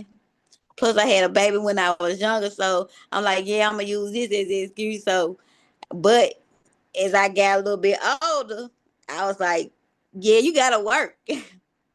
How you gonna make money, or how you gonna have the type of life that you're trying to have before you and your kids? So, and then like I said, I just was able to set the tone of my own. So, and plus, I always have loved her. I loved her when I was younger. So, but I just knew I was gonna either be a hairstylist, clothing designer, or a pediatrician. But back then when you heard like you got to be in school 7 years, 10 years, I was like, what, to be a pediatrician? Oh no, I already hated high school. I already hated school. So you talking about more school? I'm a pass, and her just filling my lap. So, um, it's a creative vision and mission statement for the business. A vision statement is a sweeping picture of the long term goal for the business, what it is to become, and what it will look like when it gets there. A mission statement is a guide to the action of the organization. It spells out the overall goals, provides a path, and contains the core value to help guide decision making. The mission statement lays the foundation for how your company's strategies are created. Goals are an essential set of benchmarks that, once achieved, help you to realize your mission and your vision. It is important to set realistic goals for both the short term and long term. And we talked about short term and long term, I think, in like chapter 2. And it is good to set goals. It is good to have a place, like a takeoff to it in a destination. So always, try to set out some small goals. Start with the ones that you know you can do right now. And then once you do those small goals, then you start out with the one that is long term. Like you said, as far as the small goal is getting your license to be a cosmetologist. Then once you get that, then you'll go into the setting that you prefer, far as either a booth renter or a commission place. Then for long term, you might turn around and you want to go back into getting your own suite. So you just start out with those baby steps, those small goals to land your large goal. Create your brand identity. Creating your brand identity at the start is essential to building a unique, successful business. To create your brand, start by identifying a few simple concepts to use as building blocks for your brand identity. What is your point of difference? Um, what is going to make a client want to visit your business versus the one across the street? What are you selling? Every salon, spa, and barbershop sells beauty services. Think beyond the obvious. Are you selling a luxury experience, a family friendly environment, or a cost conscious express service? What is your aesthetics? Will there be a consistent color, theme, or uniform for your staff? Identifying the answers to the three main questions above will solidify your concept and serve as reference. Refer to them frequently for inspiration, guidance, and a reminder of what your business is built upon. Create a business timeline. While initially you will be considered for the first two aspects of the timeline, once your business is successful, you will need to think about the others as well. Year one. It could take a year or more to determine and complete all of the aspects of starting the business. Year 2 to 5.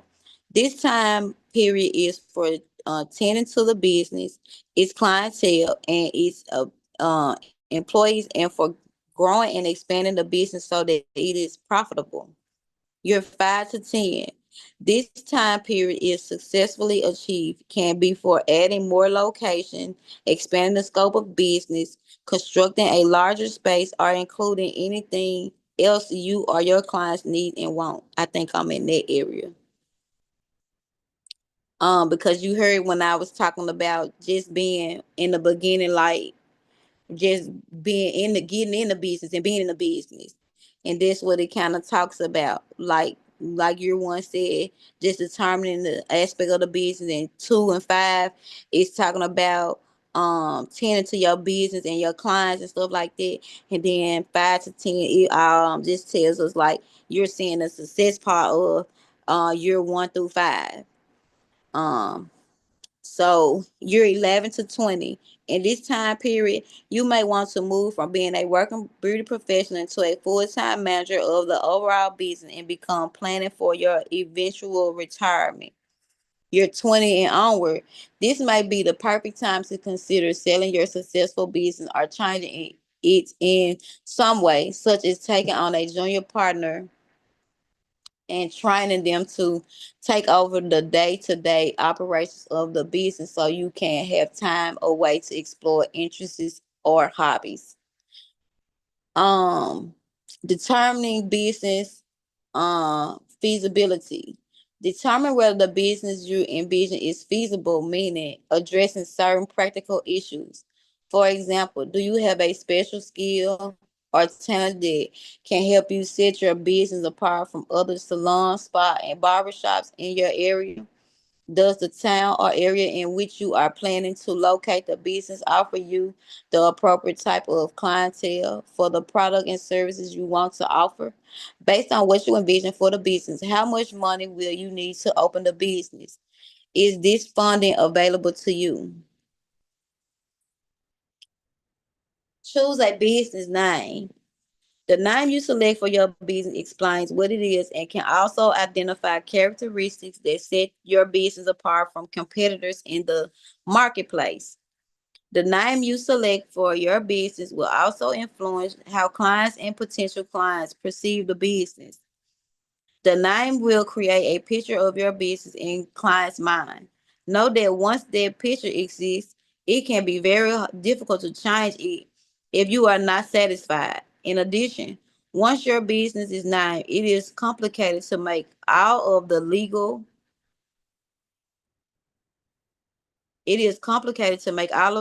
banking, and tax updates if you later want to change the name.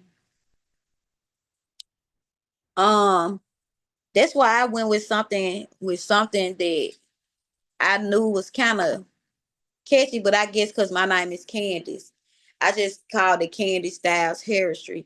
I put her and art artistry together. That's why I said hairistry because to me, her is art to me, and so I didn't see I couldn't see it being no other name, and I had setback, and I was like thinking like, should I change my name? Should I go with something else? But I just have kept it the same because again it just speaks about me. It speaks about Candace. It speaks about my style and it speaks about I like the art of her. So when like I said, when you are choosing a name, make sure you using a name that you know that you're gonna stick with. And see like on the side I'll say you've been candy coated, like you like it's painted, so make Yeah, sure make sure you just have a name that sticks and that stands out. What was you saying? I changed my name. Well, this is my mindset.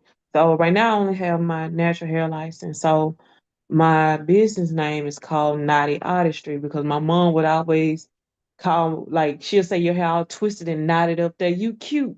But once I get my cosmetology license, I want to get away from braids and all that. So I was thinking about changing my name again. And it's crazy that that popped up because I was literally just thinking of a name that'll fit me once I get my cosmetology license. And then this showed up. I was like, oh, wow. Okay. I like that naughty artistry. I Yeah. like that. I Thank like you. that. That's different too. I like that. So when you do get your cars, try to incorporate that as with that because you're not limited to just one thing. You have another talent that you can do when you choose to pull it out the bag. Hey, So make sure you incorporate it with it. But I like that, and it's catchy. thank you. So you have a multi talent. So use it. Like I said, don't just put the braid down. Keep it consistent because You still always will be able to make money in it because guess what? People always wearing braids. The Yeah. summertime, the springtime, when they finna go out of town, people don't be want to do their hair. So never lose touch of that. That's that's your first identity. That's your first identity, not the artistry. That's what you was doing at first before you became a cosmetologist. So you will be a. That's why I keep saying I don't know why they did master barbers. Like we ain't masters. We do a lot, and they just cut her. But anyway, that's a topic for another day. But I'd say you are a master. Quick question while you bring that up. What is the difference between a cosmetologist and a barber when it comes to cutting? They get to use a straight razor. Oh, okay. See, we That's the can't only use difference? straight. That's really it. Cause if you go work at Sports Clip or Great Clips or something like that, we can be barbers. They teach us what to do. The only thing we don't use is a straight razor, and that's what a license master barber does. They're able to use a straight razor because anything else we can basically do. Hmm. So if Yeah. I had more intentions of using a straight razor, I really have no reason to get my barbering license because that's what I was considering of doing next. If you're not consider using no straight razor, no. Okay. Well, thank you for answering it because I didn't know the difference. Yeah, because I worked at Great Clips and I didn't know how to do a fade. I mean, I knew how to like when I had my women with they short hair, I knew how to blend it and stuff like that. But when I worked at Great Clips, they taught me how to use the clippers and how to use the guards on the clippers and stuff like that. And like I said, the only thing is we didn't use a straight razor. We only use the clippers and the liners. Okay. And you don't have to be a licensed barber to do that. You just gotta have your cosmetology license because up under our umbrella it's a lot.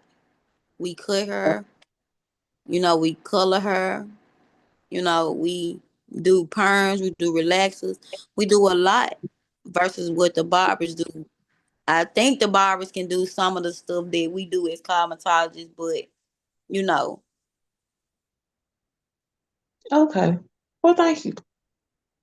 you're welcome. But incorporate your name with whatever it is that you decide to name yourself for your cause because again, that was your first identity. Don't lose that one. Okay. Choose a location. You will want to base your business location on the primary clientele and their needs. Select a location that has good visibility, high traffic, easy access, significant parking, and handicap access. Hold on.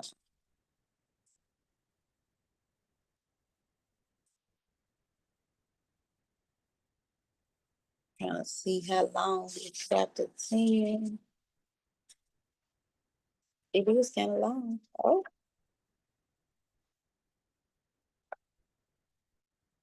it is kind of long, and it's 11:21. Okay. Okay, so let's talk about written agreements.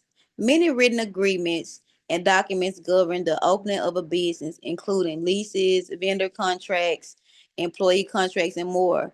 These agreements detail usually for legal purposes who does want and does what is given in return. You must be able to read and understand them. Your business plan, although not legally binding, falls under this category. It will follow your business throughout the entire process from startup through many years in the future.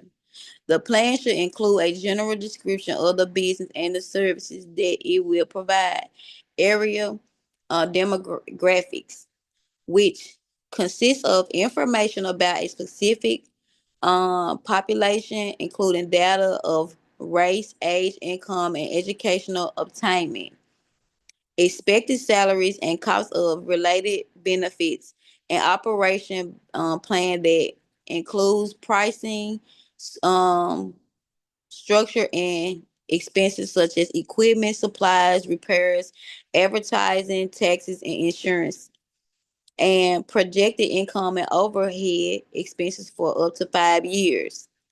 A certified public accountant (CPA) can be invaluable in helping you gather accurate financial information. The Chamber of Commerce is your proposed area typically has information on area demographics. So um business regulations and laws. Business regulations and laws are any and all local, state, and federal regulations and laws that you must comply with when you decide to open your business or rent a booth. Since the laws change from year to year and vary from state to state and from city to city, it is important that you contact your local um, authorized regard authorities regarding business licenses, permits, and other regulations such as zoning and inspections.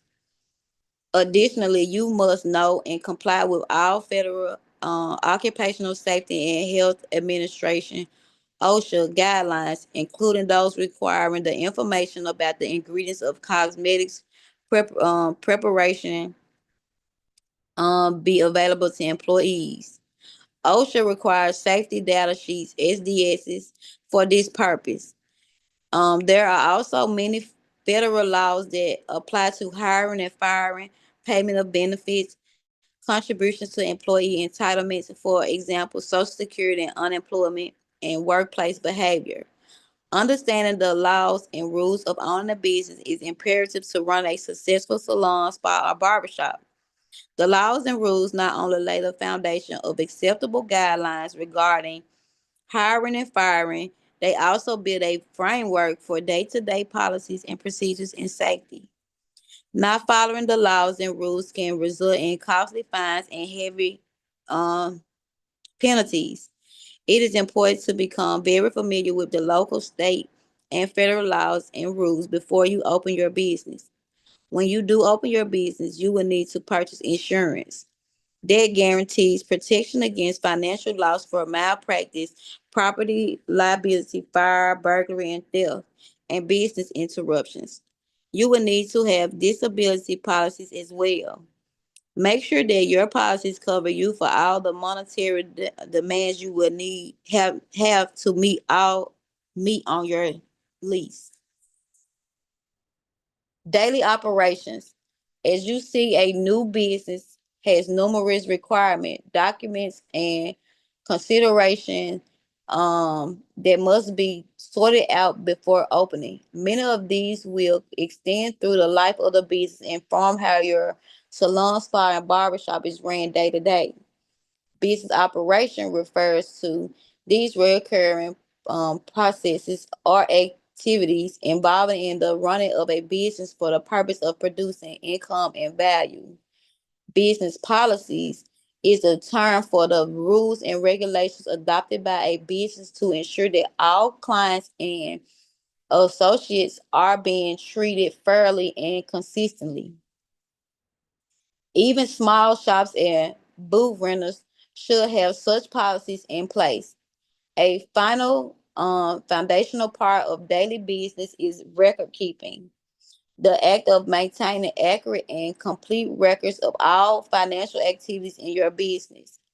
A strong accounting and record keeping system will serve you well in a number of ways, especially around tax time. So we learned a lot in this little section right here. Um, and just being honest, like it's like when I'm teaching, I'm learning as well. Like I said, here it is. I've been in business going on 9 years, but some of these things right here only catching my eye now because again, I was just trying to run a business and just trying to stay open and functioning. So this right here is like a very good blueprint of how to run a real successful business. But I also say it's like if you're trying to run like um something that's more on a storefront or on a wide aspect, nothing so small, but some of the things you still can incorporate in a small setting. But this gives you a great general idea of how to prepare yourself for when you do have your own business and how it should be ran. Types of business ownership. A salon, spa, or barbershop can be owned and operated by an individual, a partnership, or a corporation or franchise. Before deciding which type of ownership is most desirable for your situation, research each option thoroughly. There are excellent reference tools available. You can also consult a small business attorney for advice. So you have the individual ownership. If you like to make your own rules and are responsible enough to meet all the duties and obligations of running a business, individual ownership may be the best arrangement for you. The sole proprietor is the individual owner and most often the manager of the business who determines policies and has the last say in decision making, as well as assumes expenses, receives profit, and bears all losses. That's me. I'm a sole proprietor. Partnership. In a partnership business structure, two or more people share ownership, although not necessarily equally. One reason for going into a partnership arrangement is to have more capital or money to invest in a business. Another is to have help running your operation. Partners can pool their skills and talent, making it easier to share work, responsibilities, and decision making. Keep in mind that partners must assume one another's liability for debts. Partnership may mean more opportunities for increased investment and growth. They can be fantastic if the right chemistry exists. They can be um, disastrous if you find yourself legally linked to the wrong person. Your partner can incur losses and debt that you may not even be aware of unless you use a third party accountant. Trust is just one of the requirements for this arrangement. So this partnership. Corporation. Corporation is an ownership structure controlled by one or more stockholders. Incorporation is one of the best ways that a business owner can protect their personal assets. Most people choose to incorporate solely for this reason, but there are other advantages as well.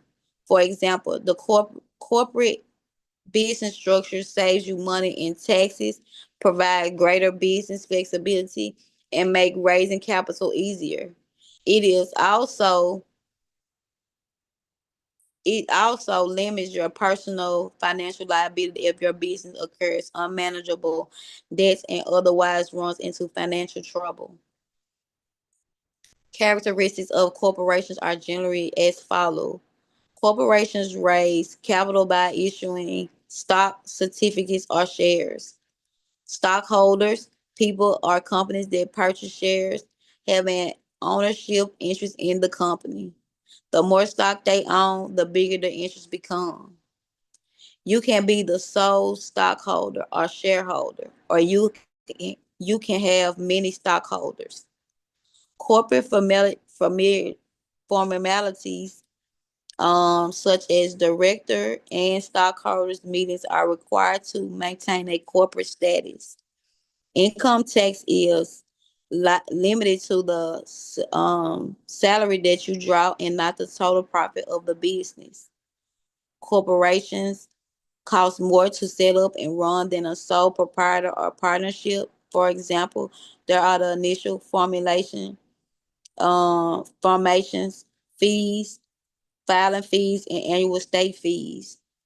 A stockholder of a corporation is required to pay um, unemployment insurance taxes on their salaries, whereas a sole proprietor or partner is not. Your accountants may suggest that your business become a S corporation, small business corporation, which is a small elective, which is a small elective for S corporation status through the Internal Revenue Services, IRS. When we went to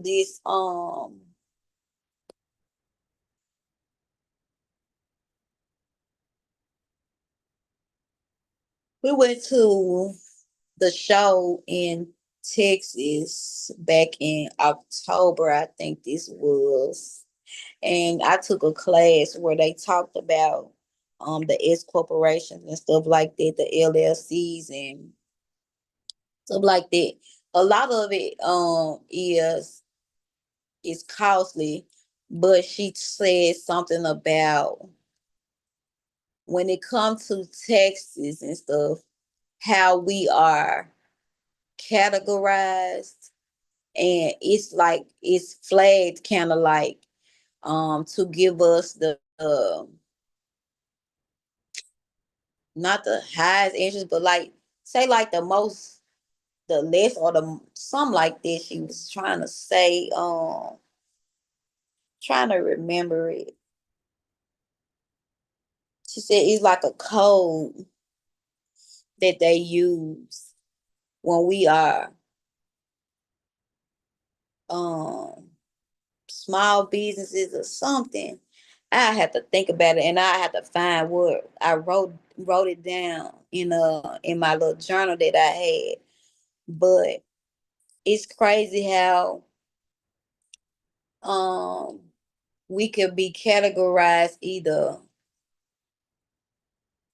the way we are categorized can determine like what rank we supposed to be in. And I was like, I really didn't know, like how to. I really didn't know a lot about when it comes to the S corporations and stuff like that, and how important it is to um give it a different type of title. But it was very interesting, and I just thought about that when it said about the S corporation through the IRS. This status allows the taxation of the company to be similar to a partnership or sole proprietor, as opposed to paying taxes based on a corporate tax structure. Or your accountants may suggest that your business become registered as a limited liability company (LLC), which is a type of business ownership combining several features of corporation and partnership structure. Owners of an LLC also has the liability protection of a corporation. An LLC exists as a separate entity, much like a corporation. Members cannot be held personally liable for debt unless they have signed a personal agreement. That's why a lot of people probably do these LLCs, because you can't, you're not deemed liable for the debt if anything happened, other than if you signed off on it. It said, did you know when you open your own business, you should consider an attorney and an accountant before filing any documents to legalize your business. Your attorney will advise you of the legal documents and obligations that you will take on as a business owner, and your accountants can inform you of the ways in which your business may be registered for tax purposes. It is helpful to find professionals who have previous experience in the beauty business. That's why I kind of like being up on the Miss Cox, because she's very knowledgeable about a lot of stuff when it comes to this beauty industry. Franchise ownership. A franchise is a form of business organization in which a firm that is already successful, the franchisor, enters into a continuing contractual relationship with other businesses, franchisees, operating under the franchisor trade name in exchange for a fee. When you operate a franchise salon, spa, or barbershop, you usually operate under the franchisor's guidance and must adhere to a contract with many stipulations. These stipulations ensure that all locations in the franchise are run in a similar manner, look the same, use the same logo, and sometimes even try in same ways or carry the same retail product.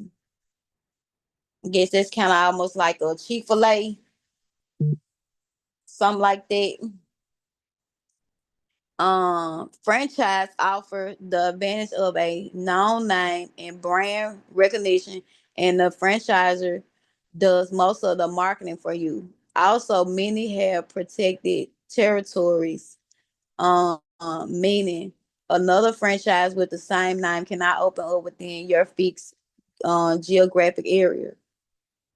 However, franchise agreements vary widely in what you can and cannot do on your own.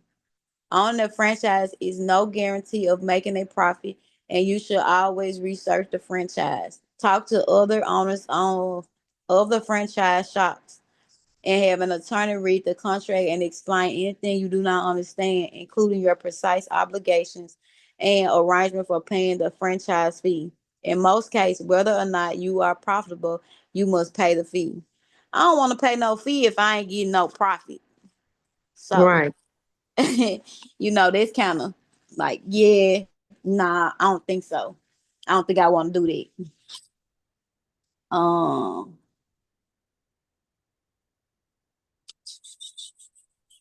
where we at? I'm trying to see where we at so that we can stop at a certain place. We probably stop at describe booth rental. Okay, so we have just a few more sections, and then we'll stop for the day, and then we'll pick back up on Thursday. Purchasing an established business. Purchasing an established salon, spa, or barbershop could be an excellent opportunity. But as we with anything else, you have to look at all sides of the picture. If you choose to buy an established business, seek professional assistance from an accountant and a business lawyer. You may have the options of purchasing all of the assets of a shop or some or all of its stock. It's important to know, however, that you are not purchasing the staff or clientele. There is no guarantee that the staff will be retained, or that the clients will continue to return. In general, any agreement to buy an established business should include the following items: financial audit to determine the actual value of the business once the current owner's bookings are taken out of the equation. Often, the owner of a salon, spa, or barbershop brings in the bulk of the business income, and it is unlikely you will retain all of the former owner's clients without a lot of support and encouragement from that former owner. Written purchase and salon written purchase and sale agreement to avoid any misunderstanding between the contracting parties. Complete and signed statements of inventory, goods, fixtures, and the likes, indicating the value of each article. If capable, a transfer of a note, mortgage, lease, or bill of sale, including an investigation by the buyers to determine whether there are defaults in the payment of debt. Confirmed identity of owner, use of the business name and reputation for a defined period of time, disclosure of any and all information regarding the shop's clientele and its purchasing and service habits. Disclosure of the condition of the facility. If you are buying the actual building, a full inspection is in order. Many other legalities also apply, as noted by your realtor and attorney. Non-compete compete agreement. stating that the seller will not work in or establish a new salon, spa, or barbershop within a specific distance from the present location. Employee agreement, either formal or informal, that lets you know if the employees will stay with the business under its new ownership. Existing employees contract should be transferable. There's an activity that says particularly in business. Form student teams to plan the practical side of your own salon, spa, and barbershop. Designate certain tasks to specific team members or decide if everyone will work on every task as a group. Each team should perform the following tasks. Decide on a name for their business, determine what service will be offered, create fun signage for the shop's exterior, write a vision statement, write a mission statement, create an organizational plan and a marketing plan. Most students will not be able to develop complex budgets, but if you feel up to it, decide on a specific budget and allocate it to the key areas such as decorating, equipment, supplies, and personnel. Ask your instructor to provide feedback about whether your budget is realistic. So that should have been a fun activity. Drawing up a lease. In most cases, owning your own business does not mean that you own the building that house your business. When renting or leasing space, you must have an agreement with the building's owner that has been well thought out and well written. The lease should specify clearly who owns what and who is responsible for which repairs and expenses. You should also ensure the following: exemptions of fixtures or appliances that may be attached to the salon, spa, and barbershop so that they can be removed without violating the lease. Agreement about necessary renovations and repairs such as painting, plumbing, fixtures, and electrical installation. Options from the landlord that allows you to assign the lease to another person. Obligations for the payment of rent as thus kept separate from the responsibilities of operating a business should you decide to bring in another person or owner.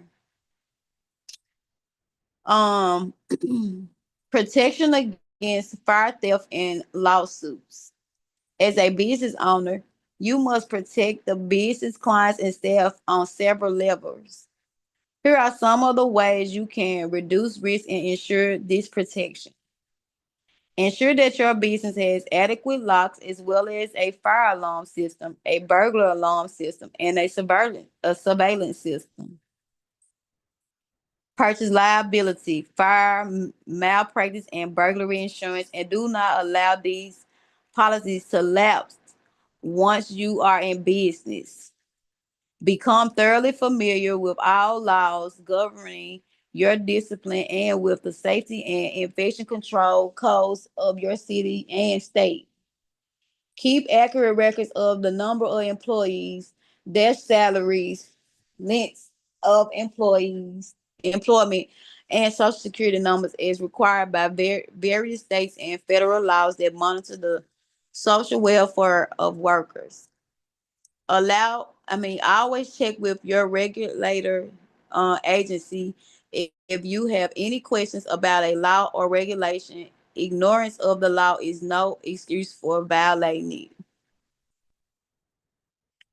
I think when you're like in a sweet setting though, I think that they have to have all of that far as um the liability insurance and stuff like that. But I think you can get like a secondhand insurance or whatnot, just so if anything happens, You can be covered, not just them being covered far as with their building, because if something happened, you take a loss. But I remember when I was at at a salon, and it caught fire, and what he did was he replaced everybody's equipment and stuff. So you could you could let them, be liable for it, but you can also yourself make sure that, on the safe side, have some for yourself, so that if anything happen, you know, you can go and get your own stuff, as well as if they do this, if they do decide to replace anything or give you any funds. Um, what else was I finna say? I think that was it when it comes to the suite. When it comes to the suite, so suite insurance. Business operation. Whether you are an owner or a manager, there are certain skills that you must develop in order to successfully run a spa, salon, or barbershop. To run a people organized business, you need oriented business. You need excellent business aptitude, good judgment, and solid diplomatic skills, knowledge of sound business principles. Because it takes time to develop these skills, you will be wise to establish a circle of business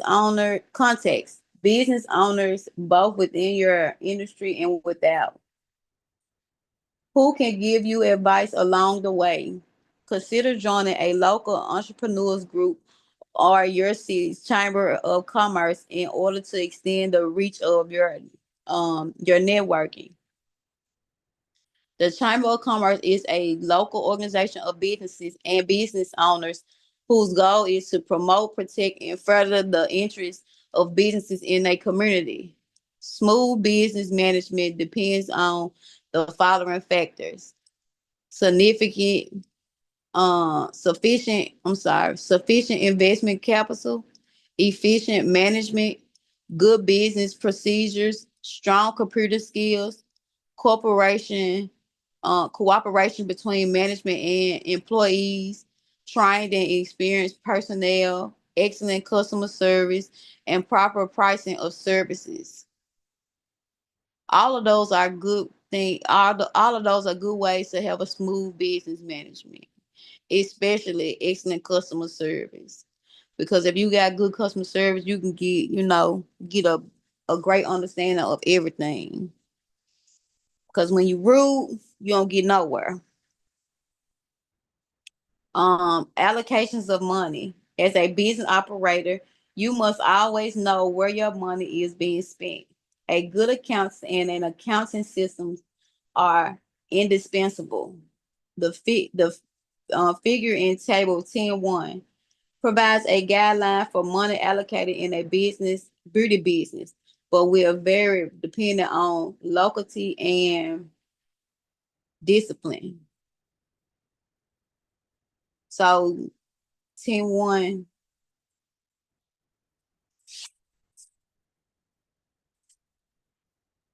goes back to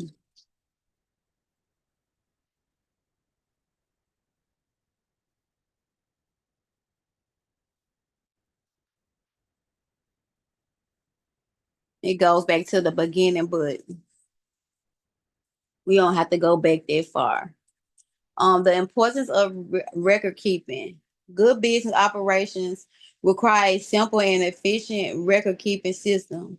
Proper business records are necessary to meet the requirements of local, state, and federal laws regarding taxes and employees. Records are of value only if they are correct, concise, and complete. Proper bookkeeping methods includes keeping an accurate record of all income and expenses. Income is usually classified as receipts from services and retail sales. Expenses include rent, utilities, insurance, salaries, advertising, equipment, and repairs. Retain all check stubs, cancel checks, receipts, and invoices. A professional accountant or a full charge bookkeeper is recommended to help keep records accurate.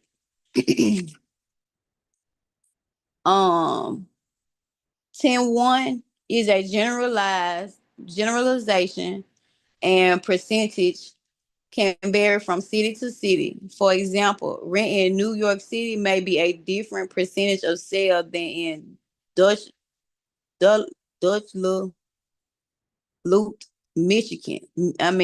Minnesota. I'm sorry. The term full charge bookkeeper refers to someone who is trying to do everything from recording sales and payroll to generating a profit and loss statement. The most important part of record keeping is having the ability to defend your business in the case of an audit by the federal or state government and to have accurate proof of all sales made and taxes paid. Purchase and inventory records. The purchase of inventory and supplies should be closely monitored. Purchase records help you maintain a preparatory inventory. I'm sorry, which prevents overstocking or a shortage of needed supplies and alerts you to an incident of theft. Purchase records also help establish the network of the business at the end of the year. Keep a running inventory of all supplies and classify them according to their use and retail value. Those to be used in the daily business operation as consumption supplies. Those to be sold to clients as retail supplies. Both categories have different tax responsibilities, so be sure to check with your accountant that you are charging the proper taxes. When I buy stuff, I just keep all my receipts and stuff like that. And like far as paying the rent, I make sure I keep the little stubs and stuff like this so that if anything come up, hey, I ain't did nothing fraudulent. Here go this, that, and the third. And yes, I have an um accurate running business. This business is legit. So had been just keeping record of everything that you buy, from a comb to the pack of hair or a pack of rollers. Just keep the receipt, so if anything ever come up, hey, I can go back and I can always pull these. Service records. I always keep service records of client cards that describe the treatments given and merchandise sold to each client. Using a salon, spa, or barbershop specific software program for this purpose is highly recommended. All service records should include the name and address of the client, the date of each purchase or service, the amount charged, the product used, and the results obtained. Client's preference and taste should also be noted. So here we come to a check-in. What are the components of a basic business plan? What are the components? The components of a when it was like mission statement, vision statement. Uh-huh. What Mm, else was it? Because I don't remember all of it. I'm trying to go back to it myself. And I'll be able to tell you exactly where it's at. Executive summary, vision statement, mission statement, organizational plan, marketing plan, financial documents, supporting documents, and the business policy. Yep, those are all the components of a basic business plan. So this is where we'll stop it. When we come back on Thursday, we'll start by talking about describe booth rental, and then we'll end the chapter. But this is just like I said, a great blueprint of when you get ready to get back out there, to start your own, or even just when you go into a shop setting. Like, we good for trying to see if everything being ran right. So like when it's talk about the SDSs and stuff like that, because we want to make sure that y'all are in compliance with everything that y'all supposed to do as a business. From all the way to the mission statements. Most time when you go into a salon setting, like a Goose or JC Penney's or something like that, they are the type of corporations that have those mission statements.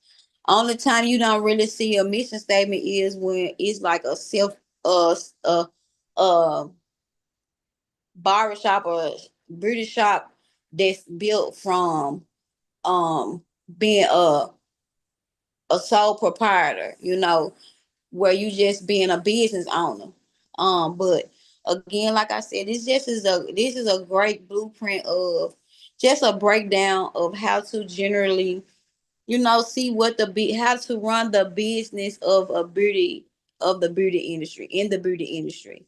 And like when you do get out and it's something that you remember, you trying to understand, you can always go back to certain chapters to help you say, hey, well, I know this, that, and this, that, and the third go like this, So, if do you have any questions, any feedback, any takeaways? Like I know you taught me something about the braids today, so hey. No, I think it's a lot to take in, so I know I'm gonna end up going back and reading it again. But no, I don't have any questions. Yeah, okay. And if you got, like once you read it over again, you write down some thoughts, your thoughts or questions or whatnot, and we can go over them. And what I don't know, I can always, reach out to someone else and get the answer for you so that you can know, so you can ease your thoughts or your questions that you may have. Okay. Okay. Well, it's always good to talk to you. And, they say you learn something new every day. But one thing we did learn, we won't be doing on 20 hours. Yes, you said. But you have a great Tuesday. Enjoy the rest of your day. And as I always say, love, peace, and hair grease, love. All right then. Good day.